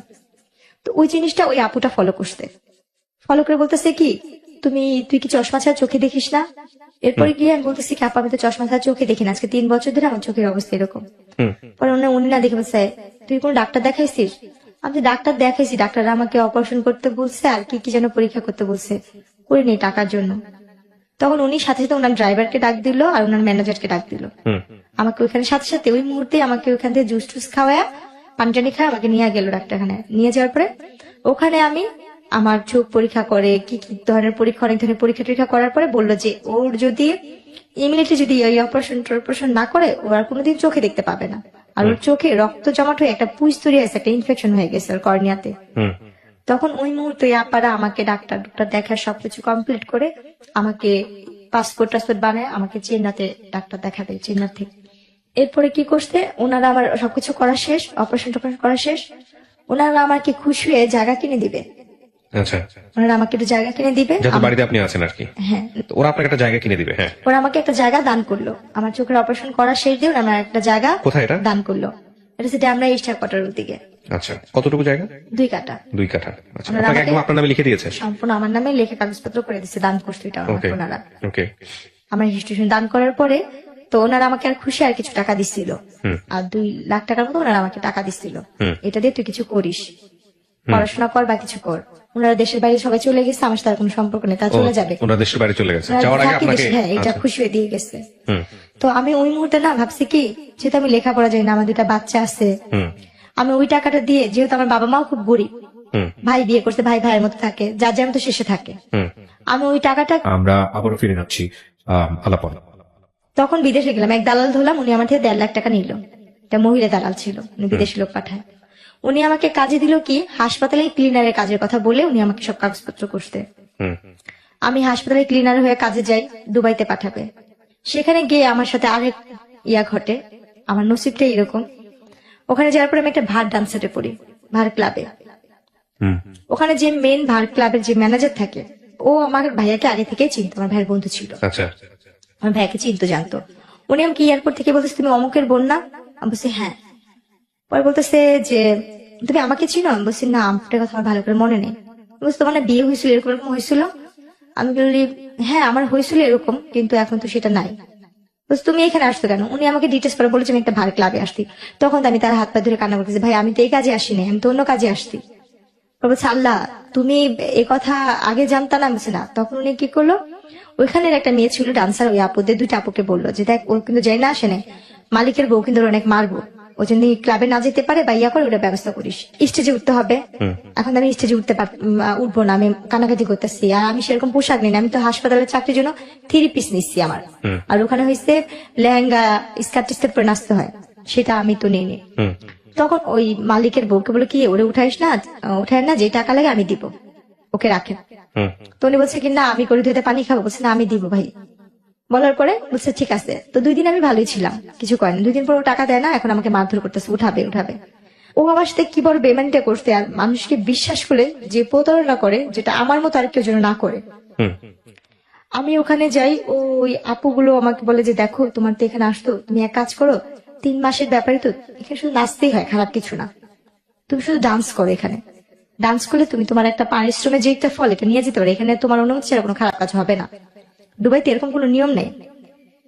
কিন্তু আমি বুঝি নাই ভাইয়া, আমাকে যে আমার স্বামী যেটা বলছে আমি সেটা, উনি বলছে কি এখানে নাচলেই তুমি খারাপ তৈব। আমি ওই জিনিসটা ধরেছি যে আমি তো একবার তো অনেক কিছু দেখে আসছি খারাপ জগতের, আমি তো আর কোনো কিছু করতে চাই না, বা আমি তো আমার নিজের দেহটাকে বিক্রি করা ছাড়া সবকিছুই করছি, জীবন অনেক ধরনের মোকাবেলা করে আসছি, আমি আর কিছু করতে চাই না, আমি একটু সৎভাবে বাঁচতে চাই, সেটা পরিশ্রম করে 1 টাকা হইলে আমি নিয়ে খাবো। তখন আমি না ওর হাতে পায়ে জড়া ধরলাম যে ভাইয়া আমাকে এখান থেকে পাঠা দেওয়ার ব্যবস্থা করেন না, আমার বাবা মার কাছে আমার 2 কাঠা জায়গা আছে, আমি সেটা বিক্রি করে আপনাকে টাকা দিবে দরকার হয়। এই কথাটা আমি ওকে নিজে থেকেই বললাম আচ্ছা। যে আমার 2 কাঠা জায়গা আছে, আমি বিক্রি করে দরকার আপনাকে টাকা দিব। তখন ও চুপচাপ থেকে তারপর দিন আমাকে বলছে তুমি যদি এখান থেকে বাঁচতে চাও তোমাকে আমার বিয়ে করতে হবে, আমাকে যদি তুমি বিয়ে না করো তাহলে তুমি এখান থেকে বাঁচতে পারবে না। তো এইভাবে ফুসলে ফুসলে আপনাকে বিয়ে করে। হ্যাঁ, ও যখন ওইখানে বলছে আর আমি তো এখানে অসহায়ের মতন, তখন আমি না আমার মার সাথে এই কথাগুলো কথা বলতে, আমার তো ফোন নাই, ওরে বললাম যে আমার মার সাথে একবার কথা বলতে দেন না, কেউ আমার মার সাথে যোগাযোগ করতে দিল না। আমি একটা জিনিস সংক্ষিপ্ত করে ফেলতেছি এখন, কারণ আমি জানি আপনার এই গল্পটা কোন দিকে যাবে। আমি খুব শর্ট করে নিয়ে আসি, যাতে আমাদের দর্শকরা যারা এতক্ষণ ধরে দেখছেন বা শুনছেন তাদের একটু প্রেসাইজ করতে সুবিধা হবে। এই লোকটাকে আপনি বিয়ে করেছেন, শুধু বিয়ে না, আপনি বিয়ে করার পরে দেশে চলে এসেছেন এবং এই লোকটার উরসজাত একটা বাচ্চা এখন আপনার আছে, যে বাচ্চার বয়স কত? বাবুটার ফেব্রুয়ারি 14 তারিখে আসলে 2 বছর হবে। আপনি এই লোকটাকে বিয়ে করে দেশে আসছেন, সে কি আর দেশে আসছিল? ওনাকে যখন আমি দুবাইতে বিয়ে করি, উনি দুবাই নিয়ে আমি বিয়ে করার পরে আমাকে বাংলাদেশে পাঠা দেয়, এবং আমি বাংলাদেশে চলে আসার পরে আমার বাবা মা বলছিল যে এই লোকটা ভালো হবে না খারাপ হবে। তখন আমার বাবা মা অন্য জায়গায় বিয়ে ঠিক করে, এবং অন্য জায়গায় যেখানে বিয়ে ঠিক করে সেই ছেলেটা আনম্যারিডই ছিল। আমার প্রথম বিয়ে এবং আমার যে তখন কি আপনি কনসিভ আপনি জানতেন যে আপনি কনসিভ করেছেন? তখন আপনি বাচ্চা জানেন? পেটে ছিল না, তখন আমার কোনো বাচ্চা পেটে ছিল তারপরে না। বাংলাদেশে এসেছে, হ্যাঁ, আপনার বাবা ওর মার সাথে সঙ্গে আমার মিট বিদেশ করেছে। স্বামী স্ত্রীর কোনো সম্পর্ক নেই, যে শুধু বিয়ে করছে ওই পর্যন্ত কি। ওই তো এরপরে- বললাম বাংলাদেশে এসেছে, হ্যাঁ, আপনার সঙ্গে বাংলাদেশে- কিছুদিনের জন্য ছিল, সংসার করেছে। না, উনি আমাকে একা পাঠা দিছিল। তো তাহলে বিষয়টা কি দাঁড়ালো? মানে ও আসছে কিছুদিনের জন্য ছিল? হ্যাঁ, উনি কিছুদিন আসতে এসে আমাকে এখানে ধর্মে কাগজে কলমে বিয়ে করলো। ওর ফ্যামিলির সাথে কি আপনার যোগাযোগ হয়েছে? হ্যাঁ, ওর ওর বাবা ফ্যামিলির মা- সাথে যোগাযোগ আছে? ওর বাবা মা সবাই আমাকে নিয়েছিল, এবং ওর বাবা মার আগের বিয়ের কথাটা জানে না। পরবর্তীতে জেনেছে? পরবর্তীকাল তারা নাকি শোনা শুনছে, কিন্তু এটা আমার হাজবেন্ড কখনো ফেস্ট করে নাই। ফেস করে নাই? এটা সম্পূর্ণ সে গোপন আপনার এখন রাখছে। বাচ্চা আছে, আপনার হাজবেন্ডের সাথে আপনার যোগাযোগ আছে? উনি আমার বাচ্চাকে 3 মাসের পেটে রেখে বাইরে চলে গেছে, আমার দেখেও হাতে- নাই কখনো? না, আজ পর্যন্ত দেখে না, নাই? আমার গয়নাগাটি লাস্ট আমার- পর্যন্ত যে যোগাযোগ হয়েছে আপনার সঙ্গে তখন কি বলে আপনার হাজবেন্ড? উনি- লাস্ট কবে যোগাযোগ হয়েছে? আমার বাবু যখন মানে 3 মাসের পেটে রেখে গেছে, বাবুটা যেদিন ডেলিভারি হবে তার একদিন আগে আমার ম্যারেজে, মানে 13 তারিখে আমার ম্যারেজ যেদিন, উনি সাইডেই ফোন দিচ্ছিল। কথা হচ্ছে যেদিন আমার ছেলেটা হয়েছে ঠিক সেই দিনই। তার মানে আপনাদের ডিভোর্স হয়নি এখন পর্যন্ত? তাহলে এই ভদ্রলোক সম্পর্কে আমি ইন্ডিটেল কোনো কিছু আনতে চাচ্ছি না, যেহেতু আপনি এখনো তার ওয়াইফ। তো এই গল্পটা আপনি এখন বললেন, আপনার কি ভরণ পোষণ সে দেয়? সে আমাকে কোনো ধরনের টাকা পয়সাও দিচ্ছে না, এবং আমার বাচ্চার কোনো দায়িত্ব নিচ্ছে না। আপনি কোনো মামলা করেছেন তার এগেনস্টে? না, আমি তার সাথে সংসার করতে চাই, তার সাথে আমি সংসার করতে চাইছি বিধে কোনো কিছু করি নাই, কিন্তু আচ্ছা। তাকে আমি অনেক ধরনের হাতে পায়ে ধরে রিকোয়েস্ট করতেছি, ফোন দিচ্ছি, উনি ডাইরেক্ট বলে কি তুই কি তোর বাপের কাছে ফোন দিস, আমি কি তোর বাপ লাগি? উনি আপনাকে চায় না, বলে দিয়েছে চায় না, ডিভোর্স দেবে না? ডিভোর্সও দিবে না। আচ্ছা, তাইলে আপনি এখন কি অবস্থায় আছেন, কি করেন আপনি? আমার এই ছেলেটাকে আমি 3 মাসের পেটে নিয়ে মানুষের বাসা, আমার বাবা মা আমাকে মাইনা নেয় না, আমি তো একা বিয়ে করছি, তাকে এই জন্য মেনে নেয় না? মেনে নেয় না। তো আপনি এখন মানুষের বাসায় কাজ করেন, 3 মানুষের মাসের পেটে বাসায় নিয়ে কাজ করি। আপনার বাচ্চাটাকে নিয়ে মানুষের বাসায় থাকেন? হ্যাঁ। আচ্ছা, আমি যে কাজ করি কেউ আমাকে কাজেও রাখতে চায় না, আমার চেহারা আমি মুখ ঢেকে কাজ এক্স্যাক্টলি করি। এক্স্যাক্টলি আপনি মুখ ঢেকে কাজ করেন, এবং আপনাকে আমি বলেছিলাম যখন আমি ভিডিওটা করি শুরুতে, যে 1 বছর ধরে আমি আপনাকে ঘুরিয়েছি এই গল্পটা প্রচার করার আগে। হ্যাঁ, প্রত্যেকটা অক্তের নামাজে আমি শুধু একটা কথাই বলি যে আল্লাহ যেন আমার আর আমার ছেলে হ্যাঁ, এই আল্লাহ তো 6 দিন, 7 সবকিছু দিনে দিতে পারে, লাফিয়ে আল্লাহ কাছে ছিল। আপনি ভালো জিনিস চাবেন, আপনি কেন খারাপ জিনিস চান? ভাই ভালো জিনিস তো অনেক চাইছি। ধৈর্য ধারণ করেন, আসলে। আপনার লাইফটা একটা এক্সাম। আপনি আমাকে বলেন, আপনার তো 2 কাঠা জমি আছে, আপনি চাইলে ওটা বিক্রি করে দিয়ে তো একটা কিছু করতে পারতেন, কেন করেননি? ভাইয়া ওটা এমন ভাবে যারা আমাকে দিচ্ছে আমি বিক্রি করতে পারবো না। কিভাবে দেয়া আছে? হ্যাঁ, এভাবে দেওয়া আছে। নাহলে তো আমি ওইটা বিক্রি করলে আপনি 3 লাখ করে 12 লাখ করে কাঠা হইলে আমি 2 কাঠা বিক্রি করলে হয়তো নিচের পক্ষে 4 লাখ বা 5 লাখ টাকা হয়তো বা পাবো, কিন্তু এটা এমন ভাবে তারা আমি বিক্রি করতে পারবো না। আচ্ছা, আমি নাম্বারটি দেওয়ার আগে আপনাকে আবারও সতর্ক করছি, এই নাম্বারটি দেওয়ার ফলে কোনো লিসনারের সঙ্গে, কোনো ভিউয়ার্সের সঙ্গে যে কোনো ধরনের ব্যক্তিগত সম্পর্কে জড়ানো, যে কোনো ধরনের নেগেটিভ কোনো কিছু তৈরি হওয়া, বা কোনো ধরনের কোনো কিছু যেটা আপনার জীবনের জন্য দুর্বিষহ হতে পারে, সেটার দায় দায়িত্ব সম্পূর্ণই আপনার। এই বিষয়ে ঢাকা এফএম বা আমি আর জি কিবরিয়া কোনো ধরনের দায় নিব না। এটা জেনে শুনে আপনি নাম্বারটা দিচ্ছেন। কার সঙ্গে আপনি কথা বলবেন, কার সঙ্গে আপনি সম্পর্কে জড়াবেন, কার সঙ্গে আপনার কি হবে না হবে, সমস্ত কিছু আপনার। এখানে আমাদের কোনো দায় নেই। আপনি কি বুঝতে পেরেছেন আমার কথাটা? হ্যাঁ, সেটা বুঝতে পারছি। জেনে শুনে আপনি দিচ্ছেন, আপনার যদি ভালো হয় সেটাও আপনার, যদি মন্দ হয় সেটাও আপনার। ঠিক আমি আছে? এখানে সবার কাছে শুধু একটা কথাই বলবো, আমার জীবনে প্রথম যেটা হয়েছে আমার বাবা মার ভুলের কারণে, অভাবের কারণে আমার বাবা আমাকে বিয়ে দিচ্ছে। Right. এটা হয়েছে আমার তরফ থেকে কথা। আমার মতো জেসমিন যারা সবার ঘরে জন্ম হয়েছে, যারা গরিব ফ্যামিলি, বিশেষ করে এদের বাবা মা যদি রিক্সাও চালায় ভাত খাওয়া সন্তানকে যেন অল্প বয়সে বিয়ে না দেয়, এটা থাকবে। আর এখানে আমি কি পাবো আমি সেটা জানি না, মানে চেয়ারের কারণে একটা বড় লোকের ঘরে দিয়ে দেয়, এটাও যেন না করে। কিন্তু- বলেন, আপনি আপনার সঙ্গে যোগাযোগ করার নাম্বারটি বলেন প্লিজ। এটা কি আপনার নামে রেজিস্ট্রেশন করা আছে ফোন নাম্বারগুলো? আমরা কিন্তু চেক করিনি। হ্যাঁ বলেন আমার নামে বলেন। 01945887880। আচ্ছা, আরেকটা আরেকটা হয়েছে 01300738385। আচ্ছা, আপনি যে দুটো নাম্বার দিলেন এই দুটো নাম্বারে কি বিকাশ করা আছে বা নগদ করা আছে? আচ্ছা, প্রিয় দর্শক এবং শ্রোতা, আমি বারবারই আপনাদেরকে বলি, এই দুটো নাম্বার আসলে ওর যতটা আর্থিক সাহায্য দরকার তার চেয়ে বেশি দরকার ওর একটা কর্মসংস্থানের, তার চেয়ে বেশি দরকার ওর সন্তানের সিকিউরিটি। আমি ইন্সপায়ার করব যে ওর অন্তত এই জায়গাটা আপনারা এনশিওর করেন। আপনারা খেয়াল রাখবেন যে এই গল্পটা আসলে মানুষ বলে যে কাঙ্ক্ষিত ভাবে চেহারা চায়। আমি বহুবার ওকে 1 বছর 1.5 বছর এখানে নিয়ে আসছি, ও আমাকে ঘুরে ফিরে একটা কথাই বলছে, ভাইয়া মানুষের সৌন্দর্য নাকি মানুষের জন্য পজিটিভ, আমার জন্য সৌন্দর্যটাই অনেক বেশি নেগেটিভ হয়ে গেছে। তো সেই জায়গাটা থেকে চলেন, ওর জন্য আমরা যদি পারি ওর একটা কাজের ব্যবস্থা করি, ওর একটা কর্মসংস্থানের ব্যবস্থা করি, এবং যে যেভাবে পারেন ওর পাশে দাঁড়ান। আমরা চাই ওর সন্তানের একটা ভবিষ্যৎ হোক। আমি আমার জায়গা থেকে আপনার গল্পটা 1.5 বছর ধরে আপনাকে ঘুরিয়ে প্রত্যেকবারে আপনাকে আমি ইন্সপায়ার করেছি গল্পটা না বলার জন্য। আমি কি ঠিক বলেছি? হ্যাঁ, আপনি আমাকে অনেকবার না ফিরাই বলেছেন। দিছি। আর আমি বারবারই আপনার সেই কারণে আসছি, আমার চলার মতো কোনো পথ নেই। আর আমি কোথা থেকে স্বামী আর কোথাও আমি কাজ আপনার গল্পটা এই জন্যই প্রচার করলাম যাতে করে এই গল্পের শিক্ষণীয় বিষয়গুলো নিতে পারে। কারণ আমি জানি গ্রামের মানুষ থেকে শুরু করে সবাই আমার এই অনুষ্ঠানগুলো দেখে, সব শ্রেণীর মানুষগুলো দেখে। আপনি যে কথাগুলো লাস্টে বলছেন না, যে সামর্থ্য যতটুকু অতটুকুই যাওয়া উচিত, এটাই হচ্ছে এই গল্পের সবচেয়ে গরিবের বড়। দেওয়া ভালো, কিন্তু গরিবের কাছেই যেন যায়, এই যাওয়া ভালো, সম্পর্কের জায়গা কিন্তু থেকে। কোনো বড় লোকের কাছে। আর একটা মেয়ে যদি কম শিক্ষিত হয়, তাকে কম শিক্ষিত ছেলের কাছেই বিয়ে দেওয়া ভালো। শিক্ষিত ছেলের কাছে দিবে, সে খোটা দিবে। হাতে গোনা কয়েকজন দেখা যায় আল্লাহ দুনিয়ায় ভালো থাকে, যেমন যাদের ম্যাক্সিমাম সিনারিওটাই এরকম। হ্যাঁ, যাদের মধ্যে যারা আমাকে হেল্প করতে তারা ভালো ছিল, বা আমি কাউকে বিশ্বাস করে গেছি এটা আমার ভুল ছিল, বা আমি যেখানে কাজ করতে যাই কেউ আমাকে কাজে নেয় না, কাজের আগে বলে কি তোমাকে কি কাজে নিব, দেখা গেছে আমার স্বামী বা আমার ছেলে তোমার সাথে, তখন আমার Right, মুখ right. থেকে কাজ করতে Right, হচ্ছে। আতঙ্কের আমি জায়গা। সর্বক্ষণ এইভাবে ঢেকে কাজ করি, আর বাচ্চাটাকে কোলে নিয়ে। এমন দিন যায় আমার ছেলেটা যখন ছোট, আপনি দেখছেন আমি যখন আপনার এখানে আসছিলাম, আমি এক বাসাতে কাজ করে ভিজা শরীর নিয়ে আপনার কাছে আসছিলাম, শুধু বোরখাটা গায়ে দিয়ে। হ্যাঁ, হ্যাঁ, হ্যাঁ। আপনার বাচ্চাকে একটা তসবি দিছিলেন, আমার ছেলেটা তসবি নিয়ে গেছিল। আচ্ছা, আমার বাচ্চাটাকে রেখে আমি যখন কাপড় ধুই, আমার ছেলেটা আমার সাথে যে বাথরুমে বসে কাপড় ধুই। প্রিয় শ্রোতা এবং দর্শক, এই ঠান্ডার কাজের জন্য আমার বাচ্চাটা মেডিকেলে ভর্তি ছিল একবার। আমি দোকান থেকে 2 টাকা 5 টাকা তুলে আমার আমি বাচ্চাকে জানি চিকিৎসা আমি জানি করছি। আপনি গল্পগুলো আমাকে বলেছেন। আমি তো বললাম এখানে যে আপনার গল্পের যে উপাখ্যান, সেটা যদি আমি ঘন্টার আর পর ঘন্টা অভাবের মানুষকে কারণে শোনাই। আমার এই নুসপাপ দুধের শিশু বাচ্চা নিয়ে আমি ফাঁসিতে যখন মরতে গেছিলাম, আমার ছেলেটা বাথরুম করে দিছিল। আর সেদিন থেকে আমি ওয়াদা করছি, আমার যদি কোনোদিন কারো কাছে ভিক্ষা থাল নিয়ে দাঁড়াতে হয়, আমি আমার ছেলের জন্য আমি মানুষের দরজায় ভিক্ষা থাল নিয়ে দাঁড়াবো। কিন্তু আল্লাহ পাক যেন কোনো কারণে আমার এই রশিটাকে ছিঁড়া দেয়। তখন আমি অনেক কষ্ট, আমার পার নিচে যে টুলটা ছিল সেটাও পড়ে গেছিল। আর মৃত্যু যে কত ভয়ানক হয় আমি সেই দিন দেখছি। এর আগের কথা আমার মনে নেই, কিন্তু চোখের সামনে আমার ওই অতটুকু 6 মাসের বাচ্চা পায়খানা করে দিছিল। কি করছিলেন আপনি? ওরও ঝুলাই ফেলছিলেন? একসাথে একই রশিতে যদি না দিতাম সেদিন 2 দিনে আমি মারা যেতাম। জানতে চাই না। প্রিয় দর্শক এবং শ্রোতা, আমি শেষ করছি। ভালো কিছু হোক, এই অনুষ্ঠানের অনেক বড় শক্তি আমি আছে, অনেক অনেক ভালো হাতের কিছু। কাজ জানি। আপনি হাতের কাজ জানেন? হ্যাঁ। কি ধরনের হাতের কাজ জানেন? আমি সেলাইয়ের কাজ জানি, কাঠচুটির কাজ জানি, কিন্তু আমার কোনো সামর্থ্য নেই। আমি একটা মেশিনও কিনতে পারি না। আমি আজকে কয়েক মাসে, আবার 6 মাসে ঘরবার টাকা জোগাড় হয়েছে। এই লকডাউনের জন্য আমি কোথাও কাজ করতে পারি না দেখে আমার ঘরবার টাকাও দিতে পারি না। যতটুকু টুকটাক ছিল সেগুলো আমার এখন আপনার একটা ব্যবস্থা নিশ্চয়ই হবে। ভালো থাকুন প্রিয় দর্শক এবং শ্রোতা। ওর ভাগ্য পরিবর্তন হবেই হবে ইনশাল্লাহ। সো প্রিয় দর্শক এবং শ্রোতা, আজকের মতো আমরা এখানেই শেষ করছি। আমরা অবশ্যই বিশ্বাস করি এই বোনটির ভাগ্য পরিবর্তন হবে। আপনারা আপনাদের সামর্থ্য অনুযায়ী ওকে সামনের দিকে এগিয়ে নিয়ে যাওয়ার চেষ্টা করবেন। আজকের মতো এখানেই শেষ করছি। আসসালামু আলাইকুম।